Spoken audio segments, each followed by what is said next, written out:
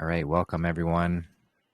That was the Fray with two songs, How to Save a Life and Over My Head, or Cable Car.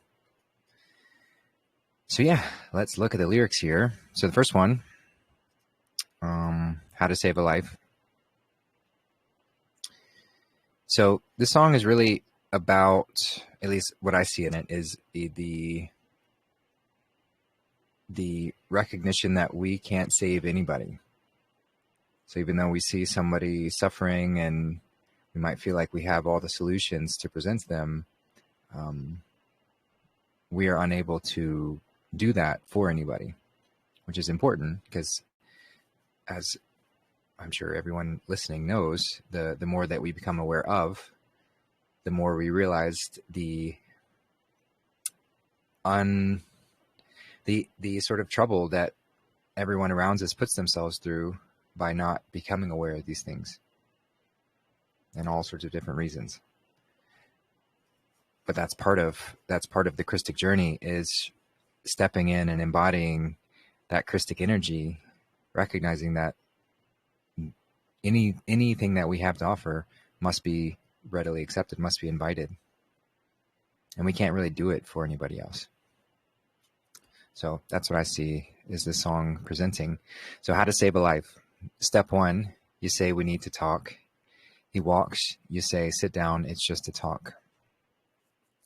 So those challenging conversations that we have with either lovers or friends or people in our lives, he smiles politely back at you. You stare politely right on through. So this I see as a distinction between, the nice fakeness, politely, to be polite, and you stare politely right on through. So the right is in the right brain, the discernment, the intuition. You stare politely right on through the facade, the mask. Some sort of window to your right, which is that divine access opening, and he goes left and you stay right. So even despite the conversation, whomever we're speaking with decides to stay on that left-hand path. Between the lines of fear and blame. So in those situations when we get projected on by fear and blame and all sorts of things, you begin to wonder why you came. And that's the potential downfall that we can fall into if we carry too much weight about, or carry any weight rather, of how somebody is going to respond to what I'm presenting to them. Even if it is the solution to whatever they're going through, if we are attached to them accepting that, then we slip into this. You begin to wonder why you came.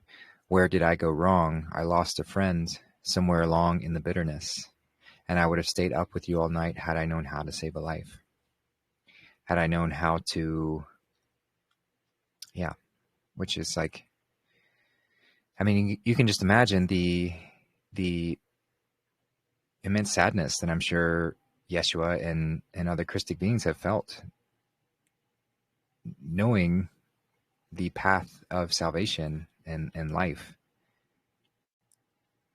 But even at those highest levels, still cannot bypass someone refusing or not wanting that salvation. It's not something that can be forced. You can't reach the kingdom of heaven by force. So we can't force anyone else into it either. So it's just kind of presenting that sad experience, where we can get caught up in that. So let them know that you know best, because after all, you do know best. When we have the clarity, when we have the insight and oversight of a situation or what's going on, we want to present that. Try to slip past his defense without granting innocence. So I see that line as like, that's where we can get karmically tied up in trying to do that to somebody. Where if we try and force somebody to hear something that they're not wanting to or ready to hear, we're trying to be sneaky, to slip past the defense without granting innocence. So without acknowledging I see that as like acknowledging the innocence of where they are and in their sort of ignorance of not knowing what's happening. Lay down a list of what is wrong, the things you've told him all along, and pray to God he hears you. And I pray to God he hears you. So this sort of struggle that we find in ourselves of wanting those that we love to hear us, to present that. So again, where did I go wrong? I lost a friend somewhere along in the bitterness, and I would have stayed up with you all night had I known how to save a life.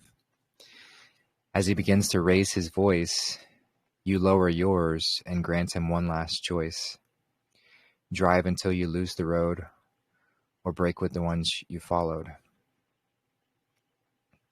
So the choice, that's all we really can do in those moments is when we reach an impasse of willingness to engage or hear, then, and it doesn't have to be forever, but in that moment, then it's merely a choice. Are they going to choose to accept the wisdom that we have to share, or are they going to go drive until you lose the road, until they lose the way? And either path is valid. One of them is just a bit more challenging to go through but that's part of our free will. That's part of the experience. Do we choose to go through the long and winding road full of dead-end cul-de-sacs and wrong turns and bumpiness and discomfort? Or do we, every time we've sensed that, do we recalibrate and get back on the way, the one road? But he's choosing to, in the song, choosing to stay with the ones he's followed. So the external representations of what he is perceived to have lost within, of letting that divine influence lead him. He will do one of two things. He will admit to everything, or he'll say he's just not the same. And you'll begin to wonder why you came. So when somebody isn't wanting, we honor that. We honor that. And it's not, we can get caught up in the feelings of like we're abandoning somebody if we step away or let them go. But when the choice is clear, and the choice is clearly made, and we've done all that we can to illustrate and say, then that's the freedom. That's the freedom of the experience. But of course we can fall into the pattern of beginning to wonder why we came. Why did I even bother? Where did I go wrong? Somewhere along in the bitterness, I would have stayed up with you all night had I known how to save a life. So that sort of, just presenting a very real scenario that I'm sure we've all been through to some degree. And then it just repeats. So I see this as kind of a, as I mentioned, just to peer into how do we show up as that budding Christic energy to help when those aren't ready to receive. And it's the same, we have to let people be where they are. Let people, So that's that song, How to Save a Life. And then the next one was Over My Head, or Cable Car. This song's about like a strained relationship. And you could view this as like strained relationship with God or with someone. Either way it works. So I never knew that everything was falling through, that everyone I knew was waiting on a cue to turn and run when all I needed was the truth. But that's how it's got to be. It's coming down to nothing more than apathy. I'd rather run the other way than stay and see the smoke and who's still standing when it clears. So this could be viewing like, of course, a relationship falling apart, but in the larger sense, this experience of what we're moving towards. So when everyone else is waiting on any moment to turn and run, when all I needed was the truth, and that's the refining portion of following the straight and narrow, is you are going to find yourselves running or moving away from the masses. And that's how it's got to be. It's coming down to nothing more than apathy. I'd rather run the other way than stay and see. And that's apathy is a potential pitfall to fall into, where we just fall into like, I don't give a shit. And there can be we can find a release of fear through the apathy route. So there can be benefit that certainly can be transmuted. But yeah, so that can be a starting point. Just cautious not to stay there, because yeah. And everyone knows I'm in over my head. So this is, I'm in my head. I'm in over my head. It's all within me. With 8 seconds left in overtime, she's all on your mind. She's on your mind. So who's she? I see she is like the divine. That's that divine connection. So with 8 seconds left in overtime. So time is a left brain construct. It's not really real in the sense, but it is, because we're choosing to experience it, and there's great purpose in the time aspect. But I think it's just illustrating that. And with 8 seconds, so 8 is the infinite symbol, infinite 8. So maybe the illusion of time running out. So you're in overtime, 8 seconds left, but really it's 8 as an infinite, as in time is beyond, or we are beyond time. So perhaps that's just the illusion, the appearance of time running out. So she's on your mind. Let's rearrange. I wish you were a stranger, I could disengage. So these feelings of like being fed up with the divine, with God. Wish you were a stranger, I could disengage, but you know you can't, because you are that. Just say that we agree and then never change. Soften a bit until we all just get along. But that's disregard. You find another friend and you discard. As you lose the argument in a cable car hanging above as the canyon comes between. So the things that we get caught up in to strain our relationships with others, and romantically and otherwise, but also just this this connection or this relationship with the divine. And so at times it feels like we're stretched between the canyon below us as that relationship becomes more and more strained. Yeah, and then it repeats here. Everyone knows I'm in over my head with 8 seconds left in overtime. She's on your mind. And suddenly I've become a part of your past. I'm becoming the part that don't last. I'm losing you and it's effortless. Without a sound, we lose sight of the ground. In the throw around, never thought that you wanted to bring it down. I won't let it go down till we torch it ourselves.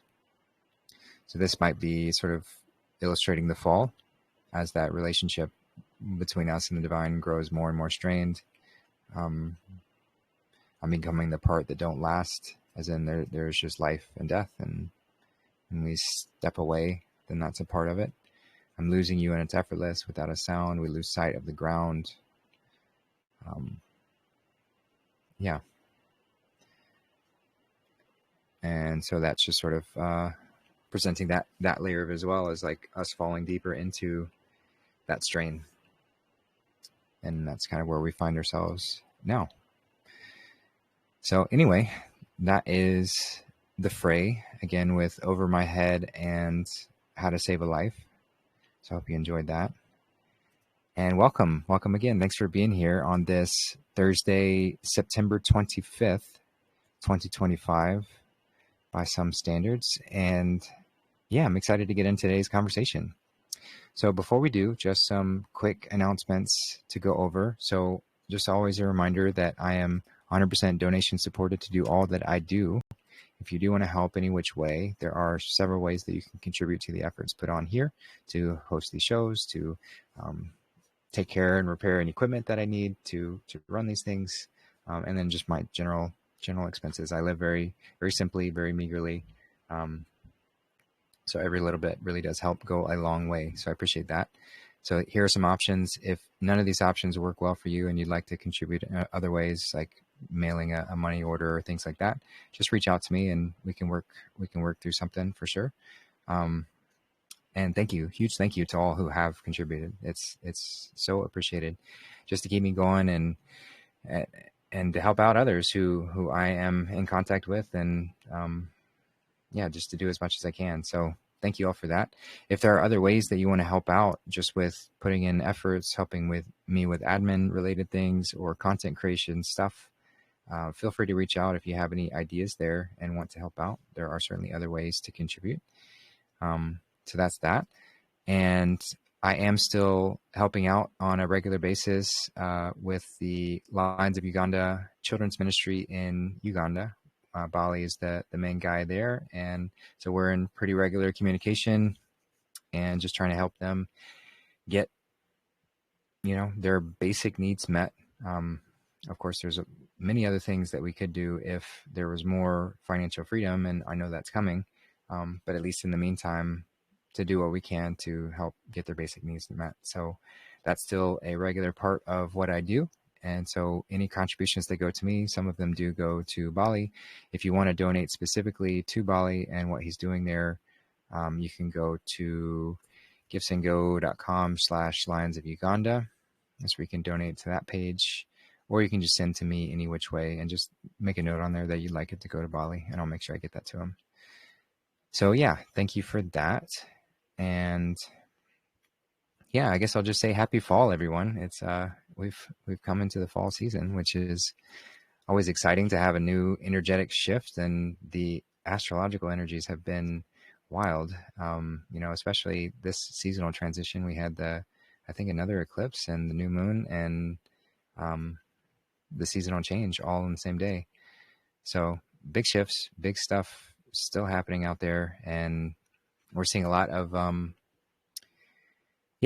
movement towards what we know is coming, which is a breakdown of this society and a disclosure and then renewal, regeneration, reestablishment of what is right and good under a Christic oversight instead of this anti-Christic reality that we've been living in for so long. So very excited about that, and we're seeing the sort of final stages of that process as Q has informed us, and as we've been keeping track of and updating as it's been going along. It's still moving that direction, and as Q often said, saving Israel for last. And there's great purpose in that. And I do want to sort of clarify, just based on some people who have illustrated that there's been a misconception maybe, and in ways I was not saying this fully or aware of this fully. So the layers talking about how the white hats are in full control, 100% control. By any layers of real meaning, that is very true. It's very true that the white hats are in full control on the earth-wide scale, except for in Israel.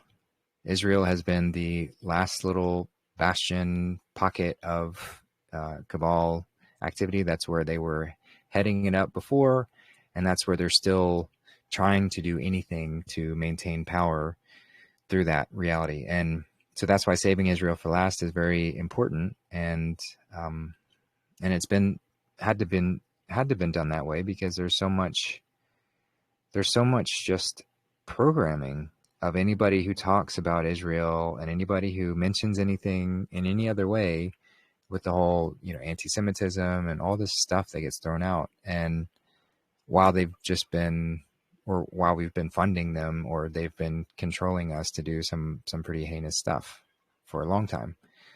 So that's all being exposed, and it's being done slowly. It could just be done overtly, militarily, but just imagine the problems that could create if you didn't have a populace that was warmed up to that idea. So that's why it's being done in this fashion of creating these events, creating scenarios like the Charlie Kirk, quote unquote assassination, where he was not actually killed. He was protected, had his death faked. But they make everything from that staged death look like it was Israel doing it. It was Mossad, because Mossad was actually targeting him. There was actually very much a plan to take him out. And so this is a great opportunity for the White Hats to swoop in, save Charlie Kirk, but also drive that narrative forward that Israel is still a big problem. And they've been doing things like this for a long, long time. So that's helping to get more people to question that and not just have this knee-jerk reaction of, oh, we defend Israel because of some misinterpreted verse in the Bible that's not even really referring to a physical place. And because Israel is not really a physical place, nor is it a race of people. Israel is a state of being. It's an activated Christic state of being. There are many names for that, but that is one of them. So to hone in on that as if that's the only thing that that matters is this verse in the Bible that very, very much is misinterpreted. That whole propaganda program has to be sort of dismantled. And like I said, you can do it overtly, but just imagine the problems that would cause for people to have that being done overtly. Say there was a military takeover of Israel or whatever. That just creates a lot of issues. So that's why it's had to be done in this sort of maybe slower than some would like method way, so that we get to this point of unveiling that, yep, this is where all the problems are being generated. And, of course, that leads to the truth about a whole lot of other things. So we're getting there, and it's exciting to see. But with that comes a necessity of tensions to continue to rise, because events like that are very polarizing, and they're designed to be polarizing. When I say events like that, like the Charlie Kirk, quote unquote assassination, they're designed to be very polarizing, and the White Hats are trying to polarize as many as possible, to where either you love what's happening and love the message that he was sharing and love the memorials and all the talks and shows and things that are happening about it, or you just fucking hate it. If you're in that category, that's still okay. It's not ideal, but it's still okay. Either way, it's polarizing, and it's increasing tension across the whole earth. And that's setting up some further string of events to where we can move into as I've said, like a pseudo civil war, and it's pseudo because there will actually be some conflict at the small scale to kick things off. And that's not really White Hat planned necessarily. It's White Hat provoked. So they're trying to provoke some form of small scale civil war, and then they'll embellish that, blow it up as big as they possibly can on the screens, make it look like it's the most extreme, horrendous, horrific thing you could imagine. And they'll have that narrative going for however long before the military finally steps in. And then that's when we start moving to the next phase of disclosure.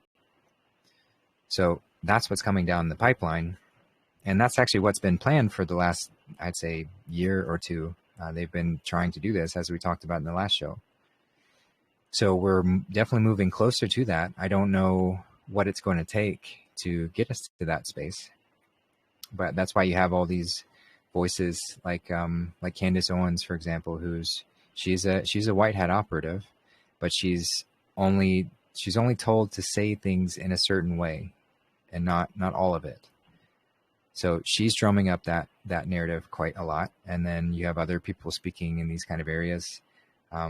Some people saying the exact opposite, and all of it's having this effect of moving us closer to that point.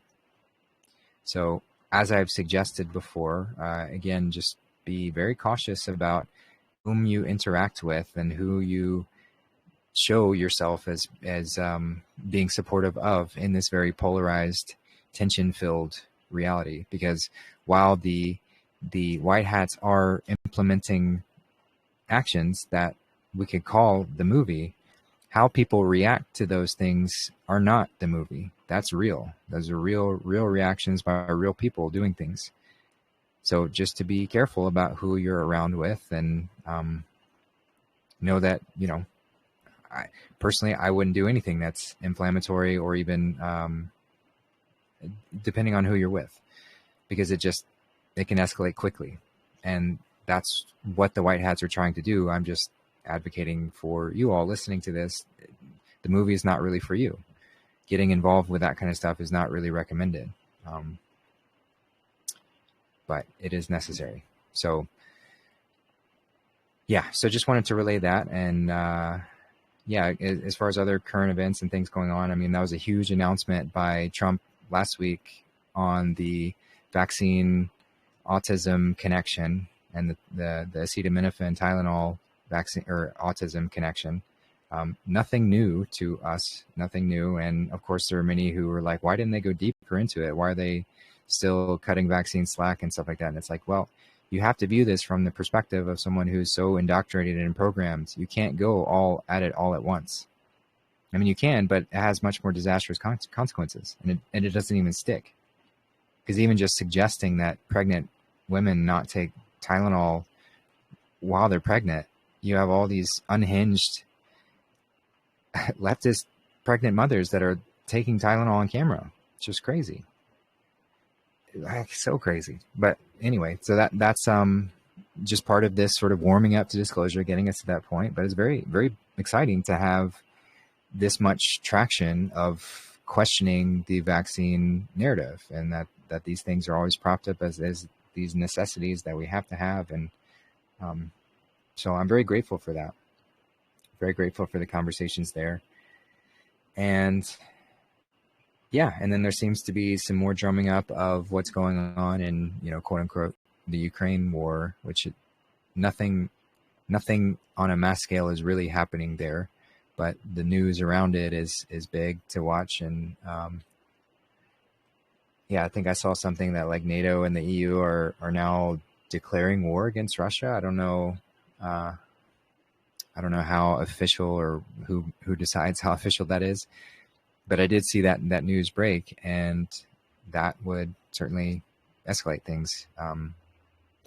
So it's escalating there as well. So it's like the tension creation points are everywhere. And they're designed to be that way. So as much as you feel interested in watching the movie playing out and paying attention to how people react, just careful not to get sucked into those emotional storms, because it's not designed for you.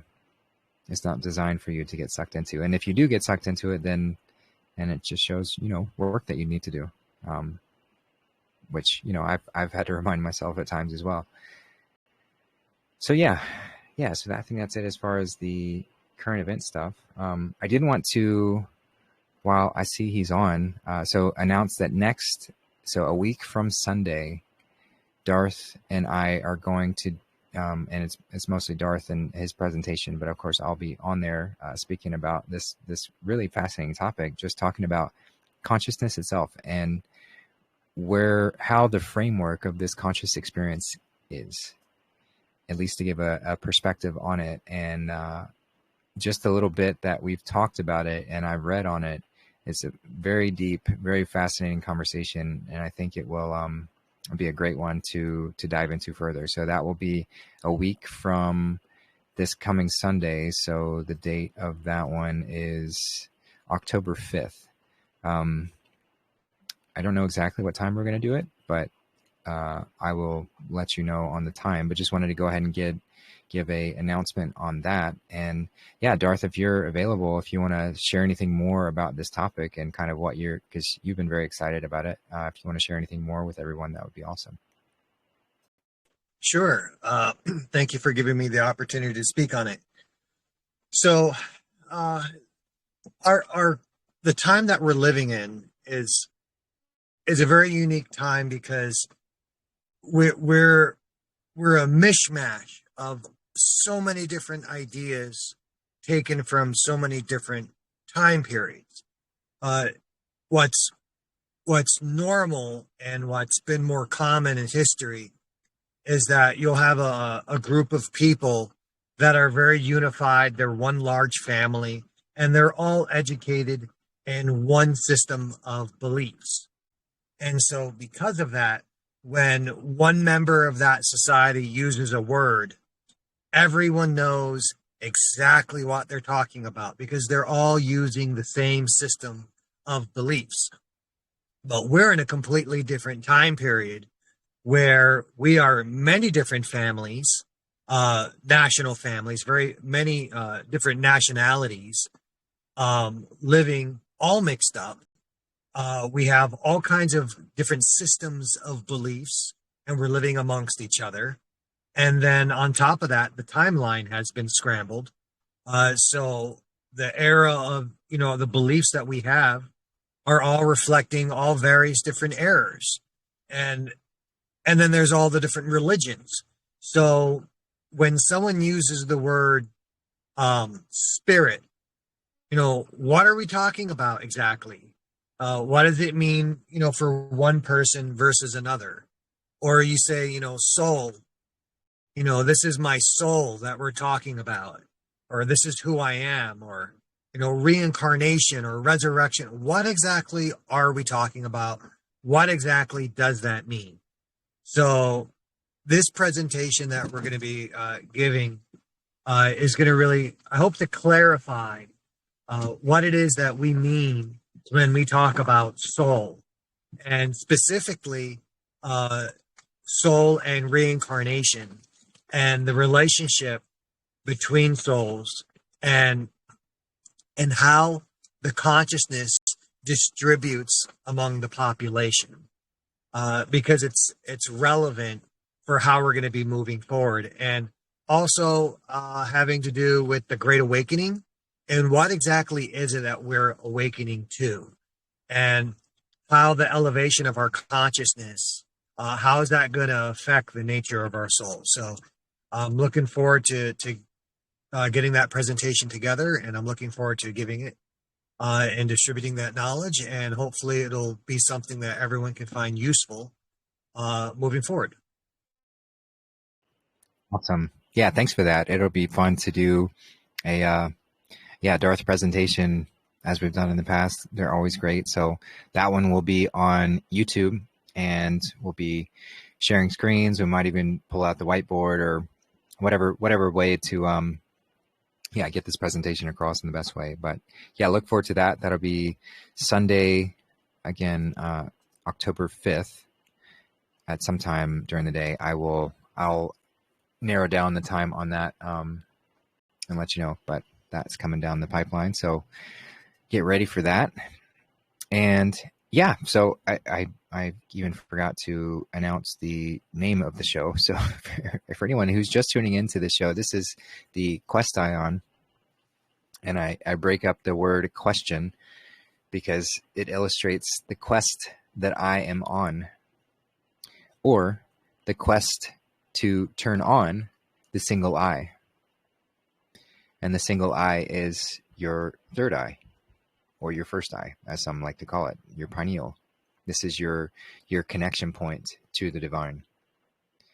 So by asking questions, we are actually in a state of reception, which is why I use that quote, Matthew 7:7, ask and it shall be given you, seek and you shall find, knock and it shall be opened unto you. Because when we're in that state of openness, then we're allowing the divine to flow in. If we remain in a prideful state of, oh, I know everything, then it's closed. We close the door. So to remain open, remain curious, open to the ways the divine is going to bring us. That's what we do here on the show. And just is a space where we, excuse me, where we can ask. Sorry, I'm eating Concord grapes, doing a bit of a grape cleanse, and just got a weird piece stuck in the back of my throat. So so by us being here, we can ask these questions, and there's nothing that's off limits or off topic. Everything is welcome because all topics are really related, and it's fun to find that thread that weaves them all together. So if you find yourself having a question at any point and you are here live on the show, feel free to just raise your hand in Telegram. That's just by hitting the center button on your screen. and that signals to me to open up your mic. And then I'll call on you when there's an opportune moment. If your mic's already open, just wait for a quiet space and jump in. Or you can, if you have a hard time doing that, just toggle your mic on and off by hitting that same button, and I'll do my best to see it and then call on you during that. And then I have some offline questions, and people are always welcome to submit questions to me any which way that you can reach me, whether that's on a comment on something or direct message, either through Telegram or Facebook or wherever you can reach me on my website. So there are many ways that you can contact me, list things, and I do my best to record them. And I'm happy to go over those questions too, though I do love to give priority to those who are here live on the call. So we'll only go into those if there's opportunity to do that. And yeah, I think that's about it. So I will just go ahead and give a quick pause and see if anybody else wants to jump in to start us off with the topic.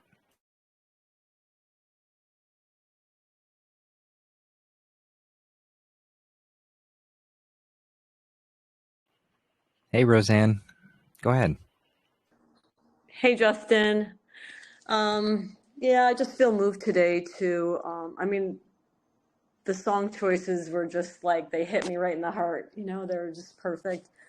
And I just feel really moved just to tell you how much I appreciate you and all you do for this community and how you show up here every week. And I feel so blessed because, you know, as the songs, especially How to Save a Life, you know, I think we all can relate to that. And, you know, leaving people or moving, you know, different directions from people and not having the connections that we once thought we had. And yeah, it's difficult. So it's just so nice to be here with everybody that shows up, whether you speak or not. But, you know, as a community to know that we have this space. So yeah, I'm sorry, I'm a little emotional today. I had a hospice come in for my dad today, so I don't know if he's actually gonna pass, but he's at the point where he doesn't have really any quality of life anymore. So yeah, so I always say, you know, every time I see him, I say, it's okay, Dad, you can go if you're ready, because you know he's not able to speak. You know, he kind of mumbles and he sleeps all the time, and you know, he's very isolated. And so anyways, so just really just want to tell you how grateful I am to have this space here. And you know, when you well, when everyone speaks, but you know, especially like, you know, when you and Darth and Lila, and you just, the way you guys bounce off of each other and, you know, share all your knowledge, it's yeah, don't take it for granted. And though I don't speak all the time anymore, or I used to speak a little more, but I'm always listening and you know, beyond appreciative. And the rest of you that, you know, are share all your stories and your questions. Yeah, I just want to tell you how thankful I am for this space. So that's it. Thank you. Oh, thanks, Roseanne. I really appreciate that, and just appreciate you so very much. And yeah, it's very kind of you to say. It really is an honor to get to show up in this way and get to surround myself with people who have the same passions as I do. You know, I don't ever want to present myself as some guru or like I've got it all figured out or anything. It's like we're all learning together, myself included. And I'm so grateful that you're a part of this learning experience that we get to all do. And yeah, you're just such a consistent pillar of support. So I so very appreciate that. And yeah, and all the best as far as like the transition for your father and that, going through that. And just let us know if we can support you in any which way other than just holding you in our prayers and holding him in our prayers. And yeah, just wishing the best in all of that. So love you so much, Roseanne. And you've got some love coming in and comments from Angela and Mary Louise as well. So thanks, guys. Yeah, she's very loved. Thank you, Justin. I love you too. And I've been blessed to spend some time with Justin, and he is the person outside of this call. He's the same, if not better, and in person. So, it's just, yeah. Just for the record, I've been blessed to spend some time with him, and again, and a lot of other people in our community that we share the same thoughts and beliefs. So I appreciate that. Yeah. Any thoughts and prayers in regards to my dad is welcome. Of course. Yeah, absolutely. Well, thank you so much. And yeah. So we'll just see is there anybody else that wants to jump in, either with a topic or just something on your heart. Anything is welcome. So I'll just give a few moments or a second here and see if anybody else comes in.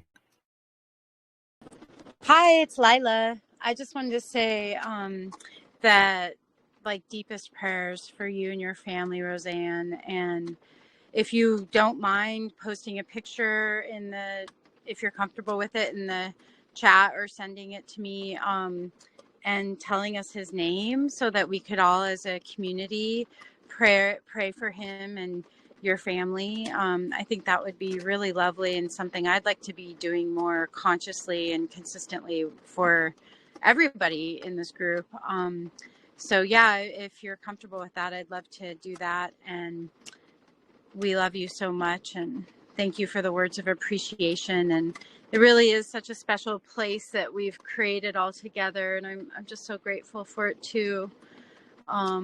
As we move into fall into the next state of now, I'm really grateful for this space too. So sending big hugs. Thank you, Lila. I absolutely will do that. And I love you too. I will share, his picture and his name in the JC chat. Yeah, thanks, Lila. That's a great idea. Yeah. Anybody else want to jump in? Got a topic, question, share, anything you like?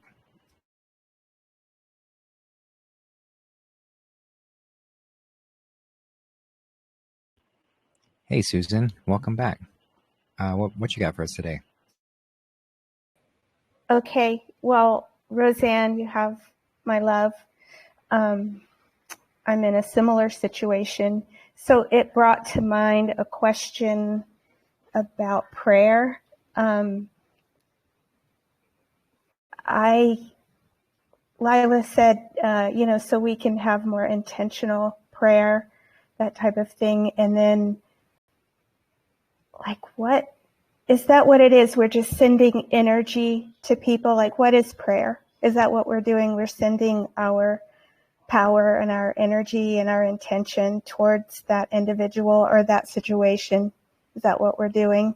It's not like God doesn't know everything, and we have to, there's so many prayers that are for show, but they're, maybe just to be really clear. Am I getting that right? Hi, could I respond to that real quick? Yeah. I feel like I would be a good person to speak to this, since I was raised pretty anti-religion by my mom, who had seen a lot of issues in the church that she grew up in Florida. And this has been something that's been, something I've struggled with and really looked deeply at for so long, because it was such a prevalent energy in my home, to the point that I had to fight if I wanted to go to a church with somebody. And because I've always been very interested in churches and spirituality and the spirit of God, the energy of God, and drawn to it. So there are so many ways that the word prayer rings hollow, and it's something that I've really come to reclaim personally. And yes, it's exactly that. We could call it meditation. To me, those two energies, just of course, God knows and is doing what's best for instance, Roseanne's papa, of course. And the way that I experience it is sort of like in a prism way, that we are all these splintered off energies that are refracting through light. And so that the more that each of us has this prismed off refraction of that energy of God, which we are also, then that just creates more of the quote unquote diamond effect, and gathers the light even more so that it refracts in the way that, like a laser works, that's very potent. So for me, that's how I see it. And yes, I'm just praying for and meditating on and seeing light being sent. For me personally, it's often through my hands or the third eye, but that may be because of my training and body work. But just really seeing that energy coming off your whole form, whatever works for you, out your navel, right? For me, it will depend on the situation. But for instance, for her papa, that's how I see it, like healing energy coming out through the palms of my hands, reflecting towards her, and then also out my third eye, because of course, if this is her papa's time to pass, then that is of God also. And so that witnessing and that high spiritual sense of the movement that comes from the third eye out, so that whatever it is of wisdom, that is a very powerful way to when we don't even really know what the right step forward might be for that person. So yeah, I just wanted to share that. I hope you find that my experience is a little helpful in that. And ultimately, I think it gets down to the definition for each and every person, how and what words you even feel comfortable with, right?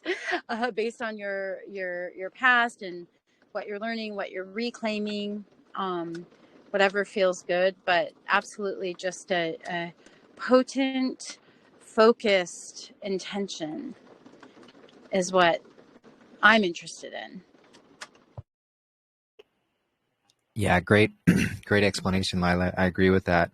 And what helps me is where am I drawing from, or like what's my baseline that I'm pulling from? Because the conventional way that religions teach prayer is very much from a lack perspective. Like, I don't have enough power.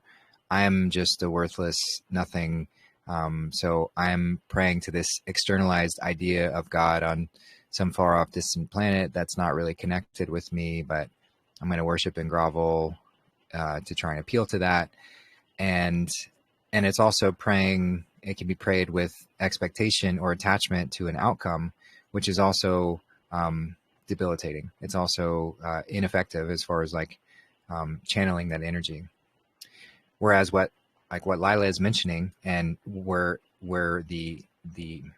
we can step in as that divine conduit of this unlimited energy, is to draw upon the abundant space. That, of course, there is, and everything, there is so much, and there's more than enough, and everything is as perfect, exactly as it needs to be. And so if the moment moves me to send love or send care, send comfort to someone, then I have that, and I'm able to. Just the same way as if I were to give up and give somebody a big hug in the room that I'm in. That's not like changing their, I'm not like messing with their reality or changing the structure of how they are, but that's such a powerful gesture and can be life-changing. So I can do that remotely as well. I can send somebody that loving embrace, that loving energy. I find it to be a great sort of like meditation practice, even, of just really just sending love to those that I love, and even to those that I find it harder to love.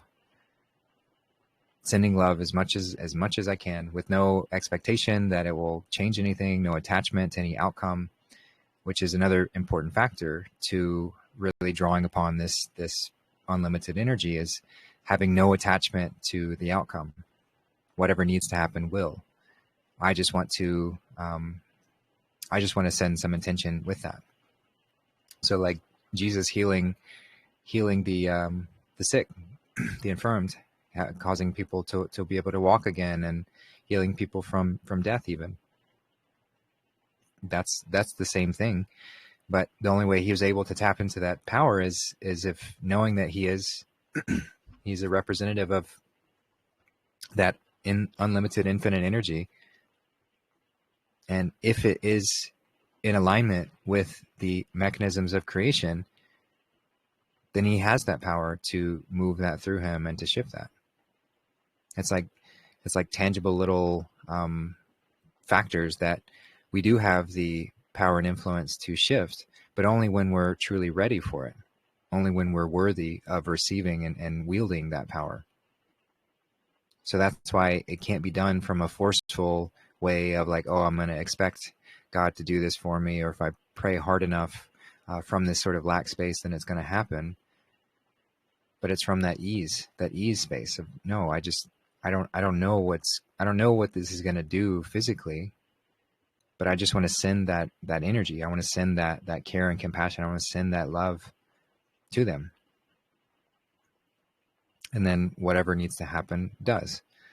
And we're not attached to any outcome. So we're not trying to prove if it worked or if it did something or anything in that capacity. So that's, I mean, there still is ways that you can sort of be more forceful with prayer, and but that gets more into like, that's like gray and even black magic at times can be tapping into this sort of more forceful way of energetic imprints onto somebody else, and those always come with a price, because there's a transaction within those, which is a whole nother topic. But the sort of white magic prayer is just tapping into the infinite fountain that exists within you, knowing that.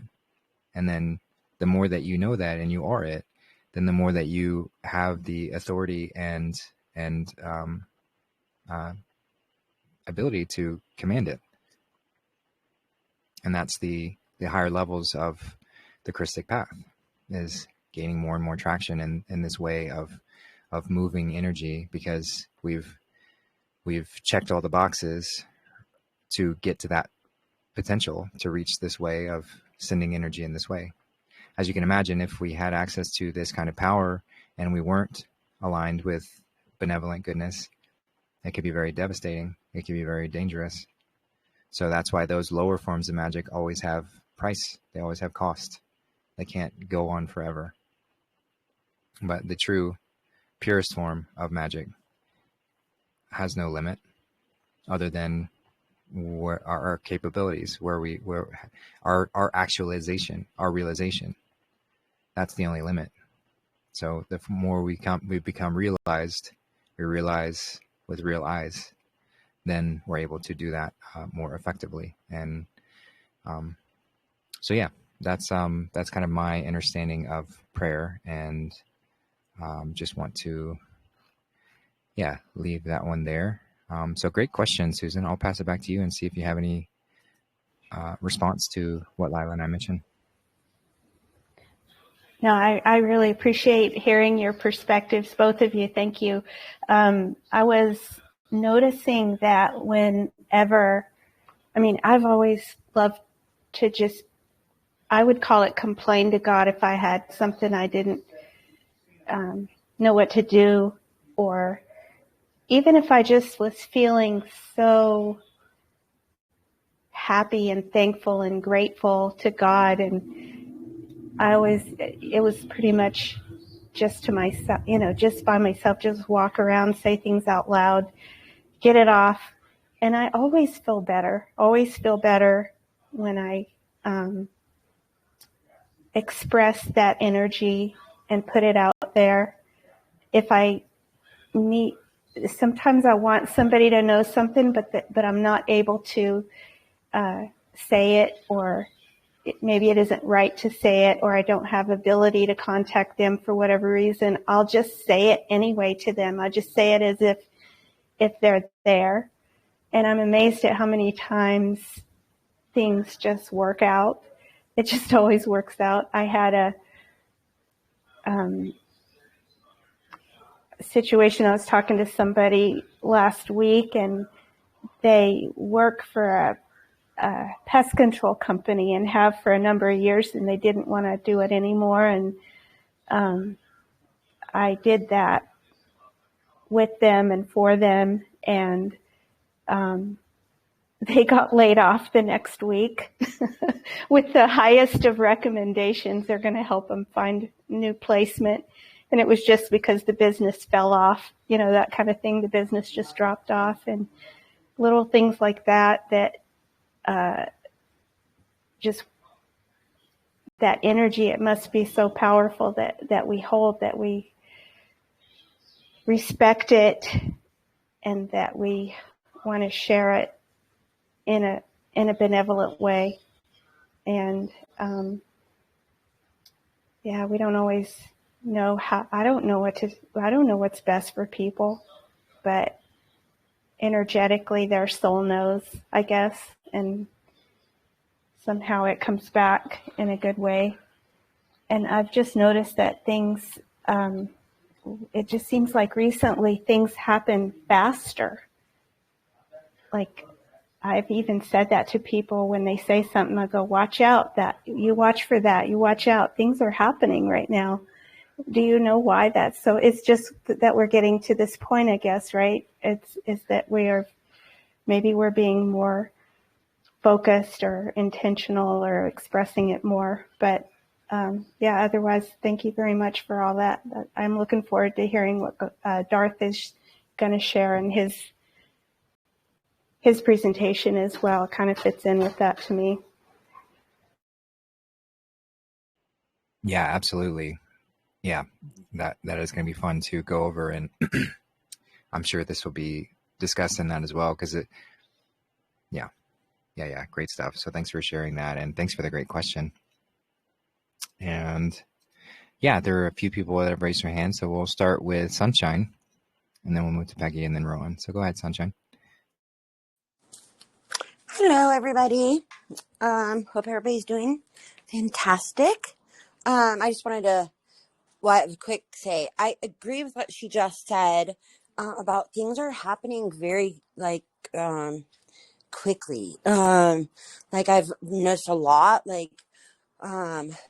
we'll say something, we'll be talking about something, and the parallel, or I don't know what that, we'll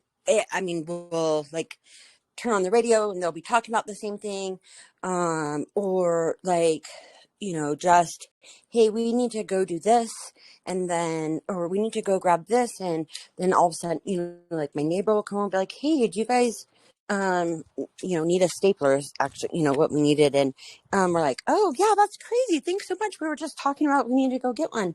So I can see that things are very happening very quickly, but I also feel like that it's super important to watch what comes out of your mouth, because I feel like if it's happening so fast, you can also use your words for not such good things as well. So but I did have a question about Israel, and the because I don't know a lot. I know that I know the Jews believe that Israel is like the land, and their land, and they're the chosen people of God, and somebody said that that Israel was never a place, that it was the descendants of Jacob, because Jacob was once, I think, he wrestled with God and he changed his name to Israel or something like that. And so I was wondering, and now Israel is like a hot topic, And like I said before, they're like, oh, Q Drop saying that they'll save Israel for last. So can you maybe just explain, like in regular people terms, what Israel really is, and what we're seeing play out now? Thanks. Yeah, I'll do my best there. I mean, this is something that Santos Bonacci actually does a really good job at breaking this down. So I'm only going to give a very basic explanation of it. But Israel is if you break it up into its three parts, is Ra and El represent the divine mother, the divine father, and the divine child. And so it's a state of being. It's not a place. It's not a physically somewhere to go to. And that's why the parable, the story in the Bible is about Jacob wrestling with an angel, which is his ego, the fallen angel wrestling with that in a place called Pineal, because it's within him. And then he rose and he assumed the name Israel because he was a unionized, activated self, where the father and the mother, the masculine and feminine energies, had married and created the child. And so he's embodying the full Trinity, which is a Christic being. So someone who is Christed is also Israel. So that's where it's like the misconception. So how do you create distortion, misinterpretation? How do you take a book like the Bible that has so much truth in it, so much embedded into it to give us the handbook of how we step into this path, and all of us, not just one, not just that's distorted, this presentation that it was the only Son of God, Jesus was the only Son of God, he's the only one that can really do it. No, it happens when any of us truly embody this. And part of the process is the death and then the resurrection, which is what was also displayed in that story. The death was the death of the angel, or the ego, which is the death of the false self, the construct, the character. And it's not that we have to lose everything or everything has to go or it just evaporates, but it's the attachment to that. Any attachment to our character identity, the egoic construct, is going to limit us. We cannot go anywhere. We can't go into the kingdom of heaven with that attachment. So the willingness to relinquish that is the death. And that's what's represented within that story of Jacob wrestling his ego, and then through that process he was reborn. So a born again Christian, again, another misconception, and people saying, oh no, that's just when somebody says that they believed in Jesus as their savior. No, truly being born again, and it doesn't just happen once. Some people have more momentous opportunities. Some people, it happens subtly. Some people, and really it's supposed to be where it happens continuously, where with every breath I am dying to what was, so that what is can be.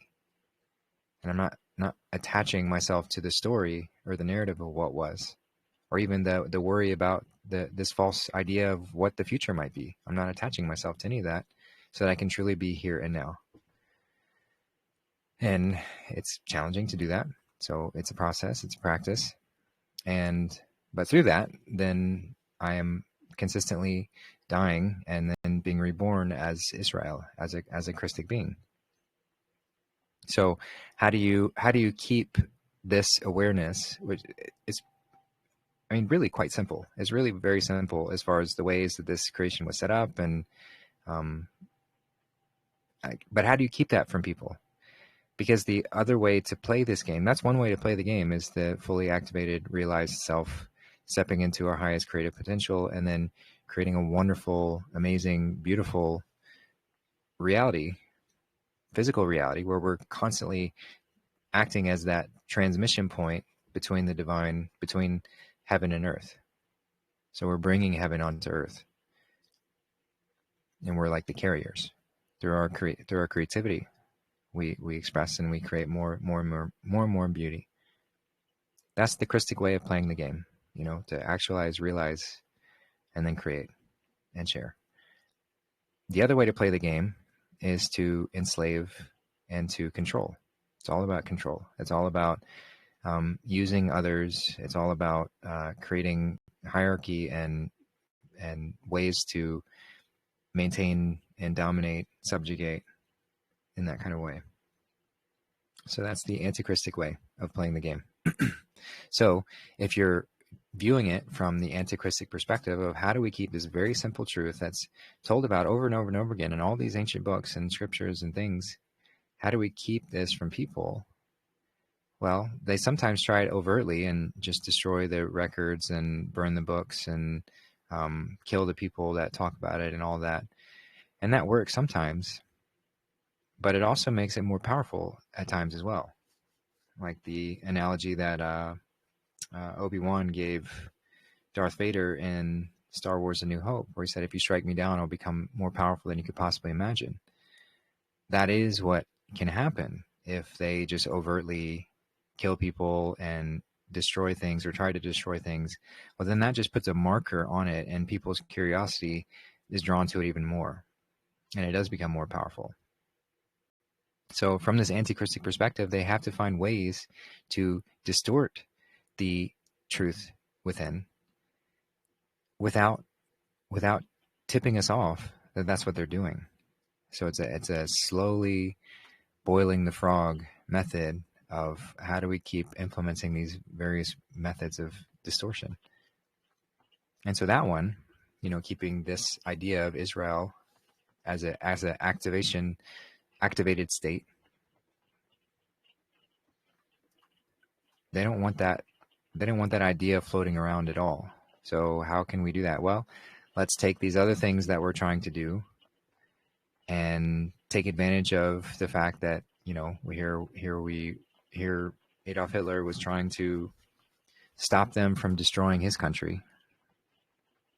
And he did what any good leader would do, and was just like, okay, well then y'all need to leave.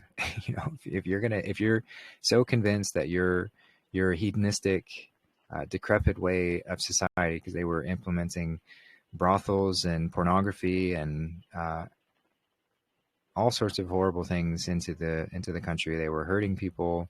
The whole debt usury system was just a disaster. And so he was just like, y'all need to leave. I'm not going to play that game here.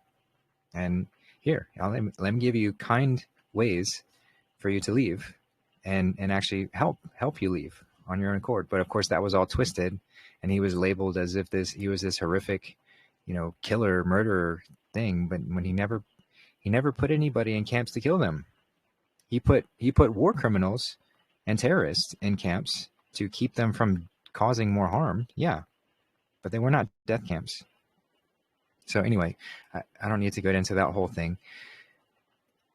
But through that smokescreen of the cabal having to deal with the fact that if he had succeeded in what he was doing, which was bringing a Christic revolution to the world, then all of their plans would have fallen. So they sort of doubled down on like, okay, how can we take advantage of, okay, he wants to get the Jews out of Germany, and how can we accelerate our plans? I mean, I don't know if they had already chosen, or I'm sure they did. I'm sure they had some form of plan where they were like, okay, well, we want this land, and how can we finagle this politically to create this landmass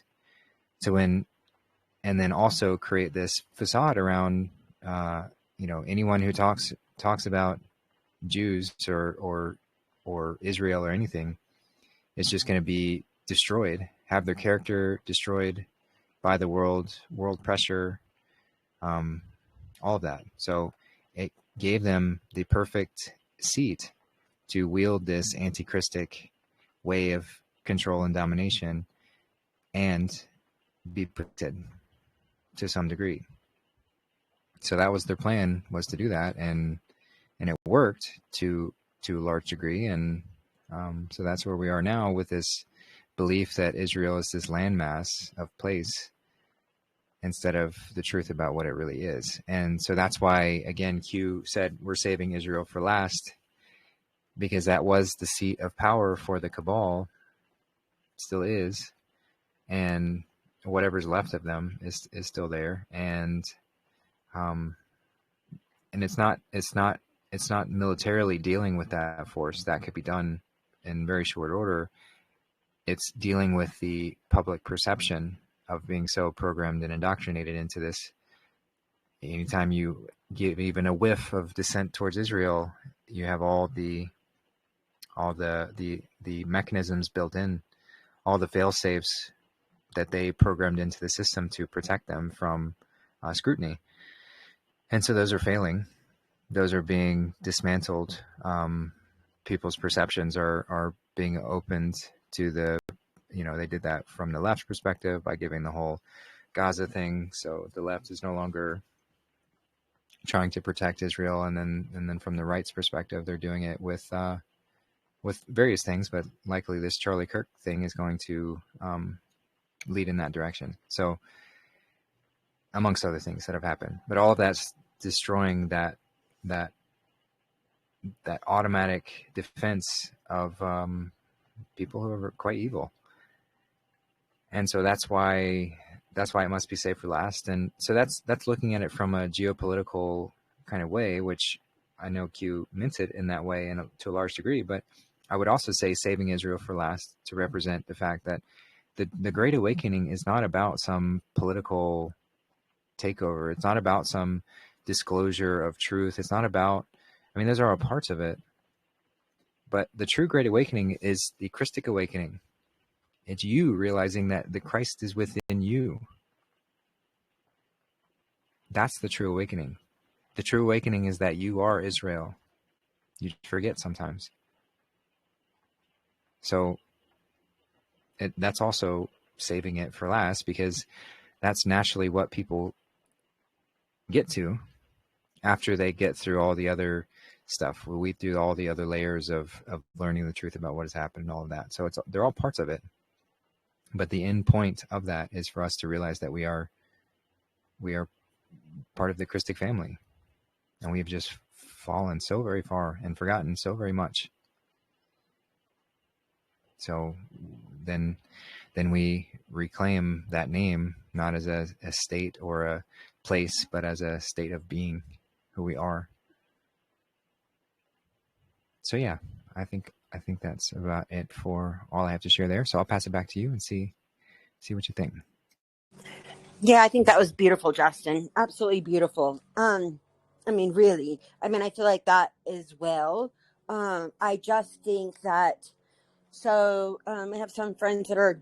It's weird because they're where we were, and me and my husband were in 2020 when everything just started clicking. You're like, all the stuff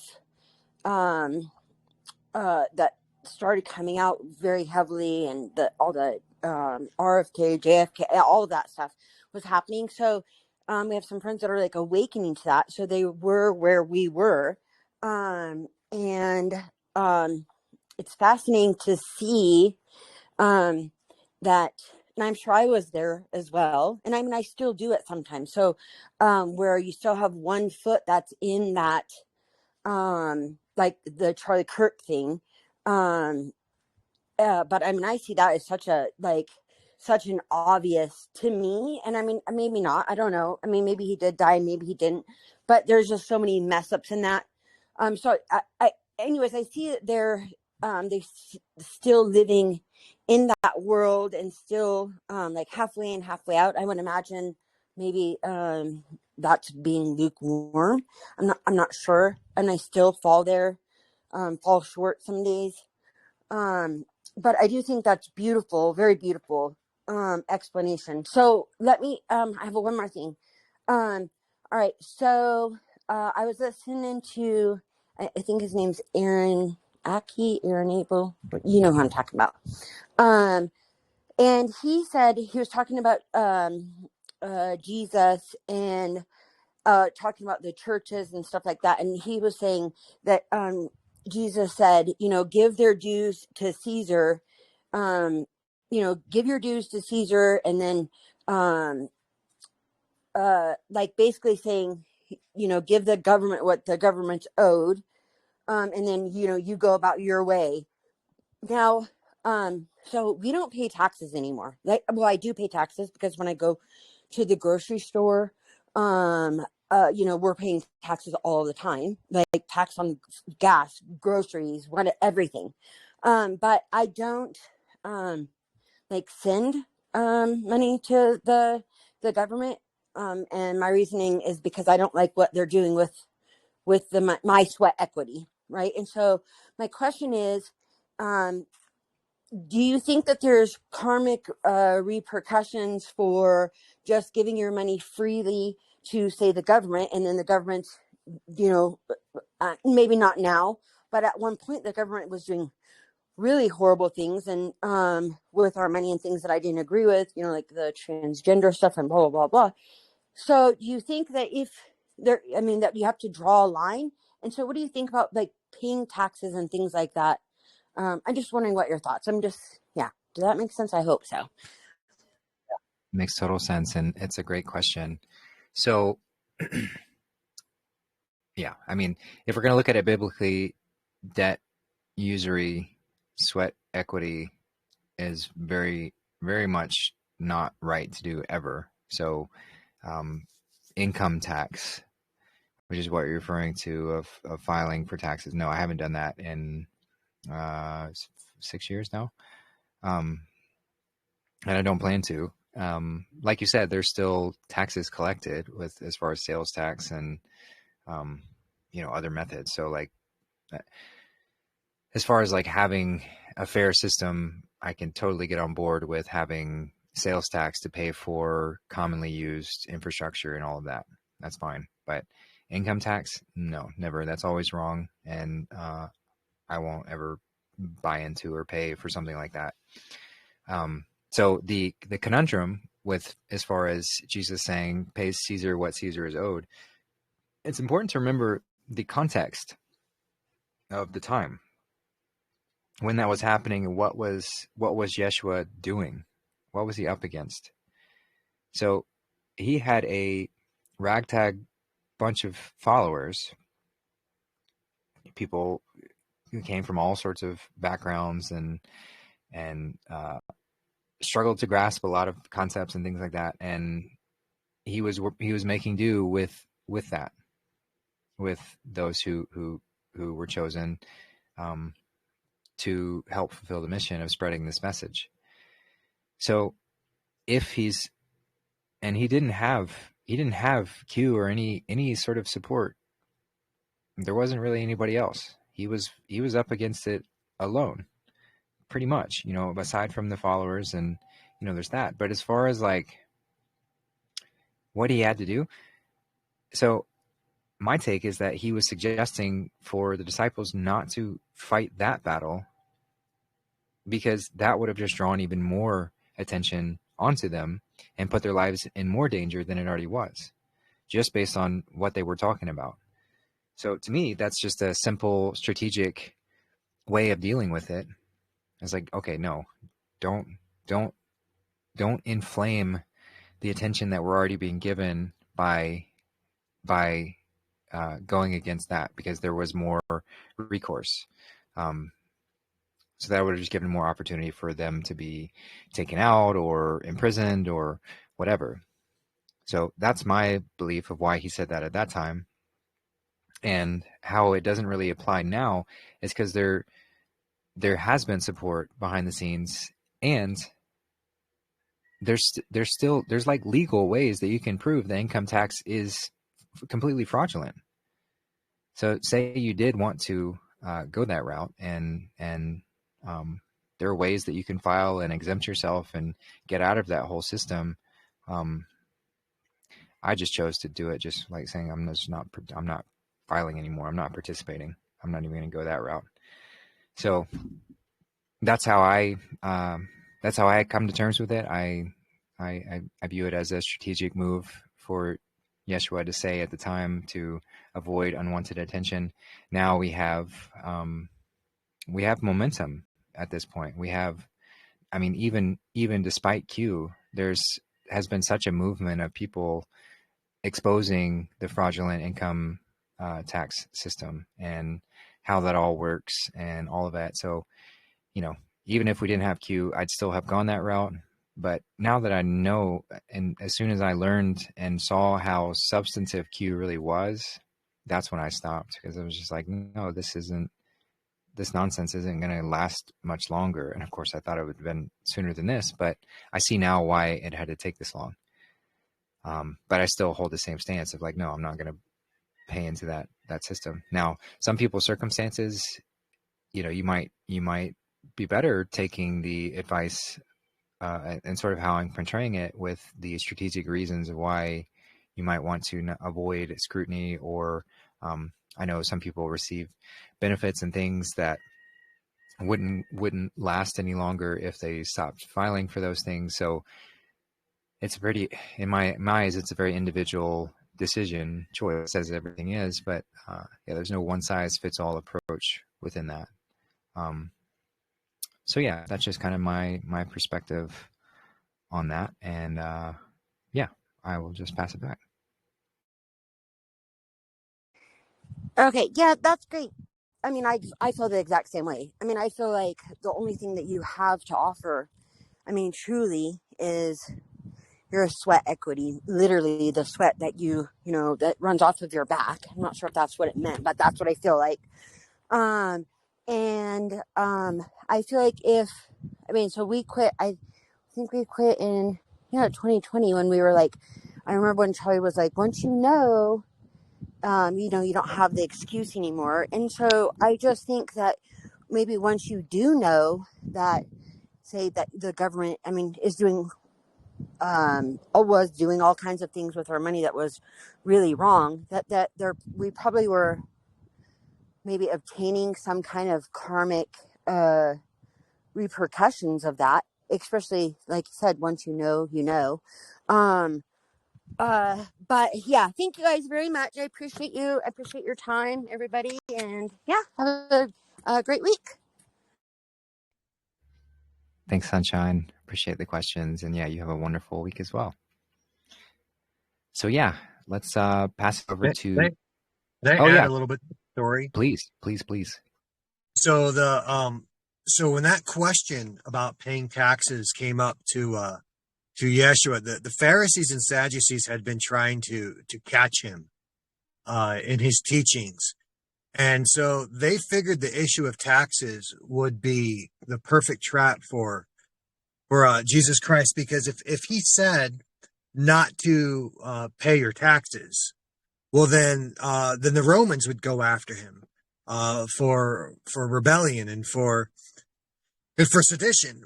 But if he said to pay your taxes, then he would alienate the people, because the people were being horribly abused by the tax collectors. So when they said, teacher, should we pay taxes? Is it proper to pay taxes to Caesar? His response was to bring me a coin. And so they brought him a coin, and he says, whose face is on it? And they said, Caesar's face. So then he said, pay back Caesar's things to Caesar. And then he didn't say, go on your way. What he said was, pay back Caesar's things to Caesar, but God's things to God. And so he made a separation between the works of the flesh that we have to do in order to survive in the material world, and the works of the Spirit that we have to do to progress in the spiritual realm. So the money, even when we're holding it in our hands, and even when it's in our bank accounts, and when it's in our wallets, the money isn't really our property, because we didn't make it. And the symbols on the money belong to the people that minted it, not us. And so there most certainly is karmic repercussions for using their money and for using their tinder. We're walking on their sidewalk, and they own that sidewalk. But but while there is, there's consequences and there's a cause and effect, that doesn't necessarily mean that, there's things that there's a separation of consequences. So there's consequences that affect us, but then there are things that, like, when we're responsible for. So like they put poison in the water, right? And they put poison in the food. And when we eat it, did we consent? Did we really know? Not really. But does it still make us sick? Yeah, it does. It does. But that's not the same thing as like the long-term spiritual consequences of doing something when we know better. And even if we know better, how does that help if we're not in an immediate position to do better? Because being able to know something and being able to do something, well, that's two different things too. So all of us are in our own unique position, and none of us are really in a position to judge anyone else, because everyone's fighting their own war. Everyone's walking in their own shoes, and everyone's going to have to decide for themselves how entangled they're going to be from the current financial system. But all of us are touched by it, either directly or indirectly. None of us can really escape it entirely. I mean, how are you going? The electric bill, the electric company, they're not going to accept silver. They're not going to accept chicken eggs. They want dollars, right? Property taxes, they want dollars, and there's consequences for not paying that. And who else is going to be affected? Do we have, spouses and children and siblings that, we have to think about? Especially since we know that now the Christic force is on the move and all of it's going to change anyway. So, everyone just do the best you can do. And doing the best that we can in good faith, then the Spirit's going to correct for where we fall short, and the Spirit's going to correct what we do in good faith. And the long-term consequences, well, that'll all work out. Provided we're doing the absolute best we can, even if we don't really want to. Yeah, thanks for that. Agreed completely. All right. And then I saw, go ahead, Sunshine. Do you want to add to that? Well, so, basically what Darth is saying is that we're still all slaves. Slaves to the system, because like he said, so we're trying to find somewhere to buy some property. And we stayed here just for that reason. But you're still, regardless, in order for me to buy, even some property, we're still partly in that system. So is that what they're meaning? You think Jesus was talking about that are you being lukewarm then? If you're still living halfway in this world and, halfway in within. No, we're not being lukewarm at all, because our will is being compromised. Like even we're on the precipice of being freed, but we are not yet free, right? The Federal Reserve still appears to be in operation. Like gradually we're transitioning to the actual Federal Treasury Department, which is different from the Federal Reserve. And so we're shortly to be free out of Egypt, right? Or free from the Roman Empire. But as of this moment, we're not free yet. And so it's, you know what it's like? It's like blaming a woman who's been raped. And you're going to tell her, oh no, it's her fault. No, it's not her fault. She got raped.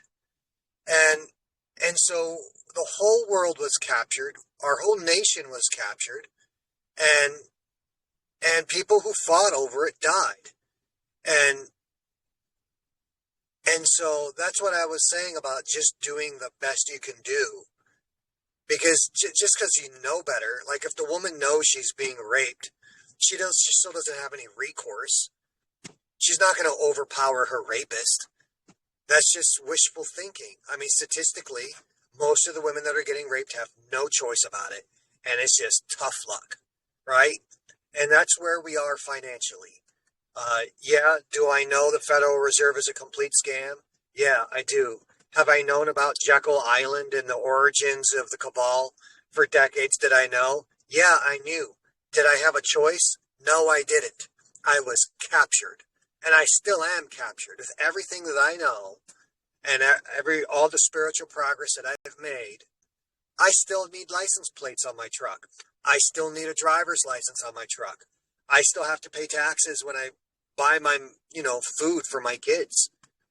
And I know that we're shortly to be freed. And I'm doing everything I can to support that movement. But you can only do what you can do. And so I certainly am not in any position to judge you for the things that you don't want to do, but that you're forced into doing. And I don't think anyone can judge anyone else here. Soon we will be free. We're on the precipice of being freed through the tremendous efforts of others that I'm deeply grateful for. Everything that the White Hats have done, everything that the Christic forces have done, I'm deeply grateful for the progress that's already been made and the progress that's about to be made. And soon you'll have a choice, right? Soon the Treasury Department is going to be up and running, and soon, we'll have the choice. Do you want to pay with God's money, which is silver and gold and palladium and copper and iron? And you'll be able to use those sorts of things. And then you'll have a choice. And then you'll have a greater accountability. But for right now, we don't have a choice. I need gas in my truck, and the gas station does not accept silver. If they did, I would use it. But they don't. So I'm stuck with dollars. But soon, very soon, we'll have the choice. And then, if somebody insists on using worthless dollars, then I'll be able to say, dude, you're a loser. Use silver, because that's the game now. Use silver. But right now, we don't have that choice. We're all getting raped.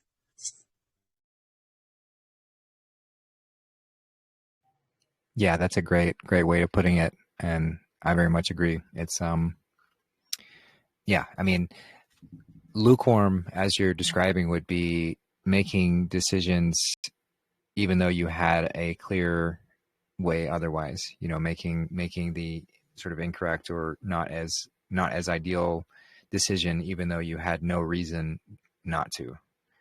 That would be what lukewarm would be, not in a forced hostage kind of way, as Darth so beautifully described. So yeah, I think that was great. I will just pass it over to Peggy. Thanks for your patience. Go ahead. Hey, Justin and your beautiful soul family. Can you hear me okay? It's a little muffled, but I think we can manage. Okay. Just beautiful show, great topics, great notes for everyone shared. My comment goes back, or my share goes back to prayer, and it was just so eloquently explained. And my thought on that, going back to the Bible, says where two or more come together, and knowing that we now can send our energy as a collective, because we are all one, just the true power of prayer that we're putting out through our light. And I just wanted to share that was on heart in my summarization of everyone's share. And I have a little bit about meditation, and every evening at 7 p.m. UK time, worldwide, planet-wide, everyone gets to meditate at that time.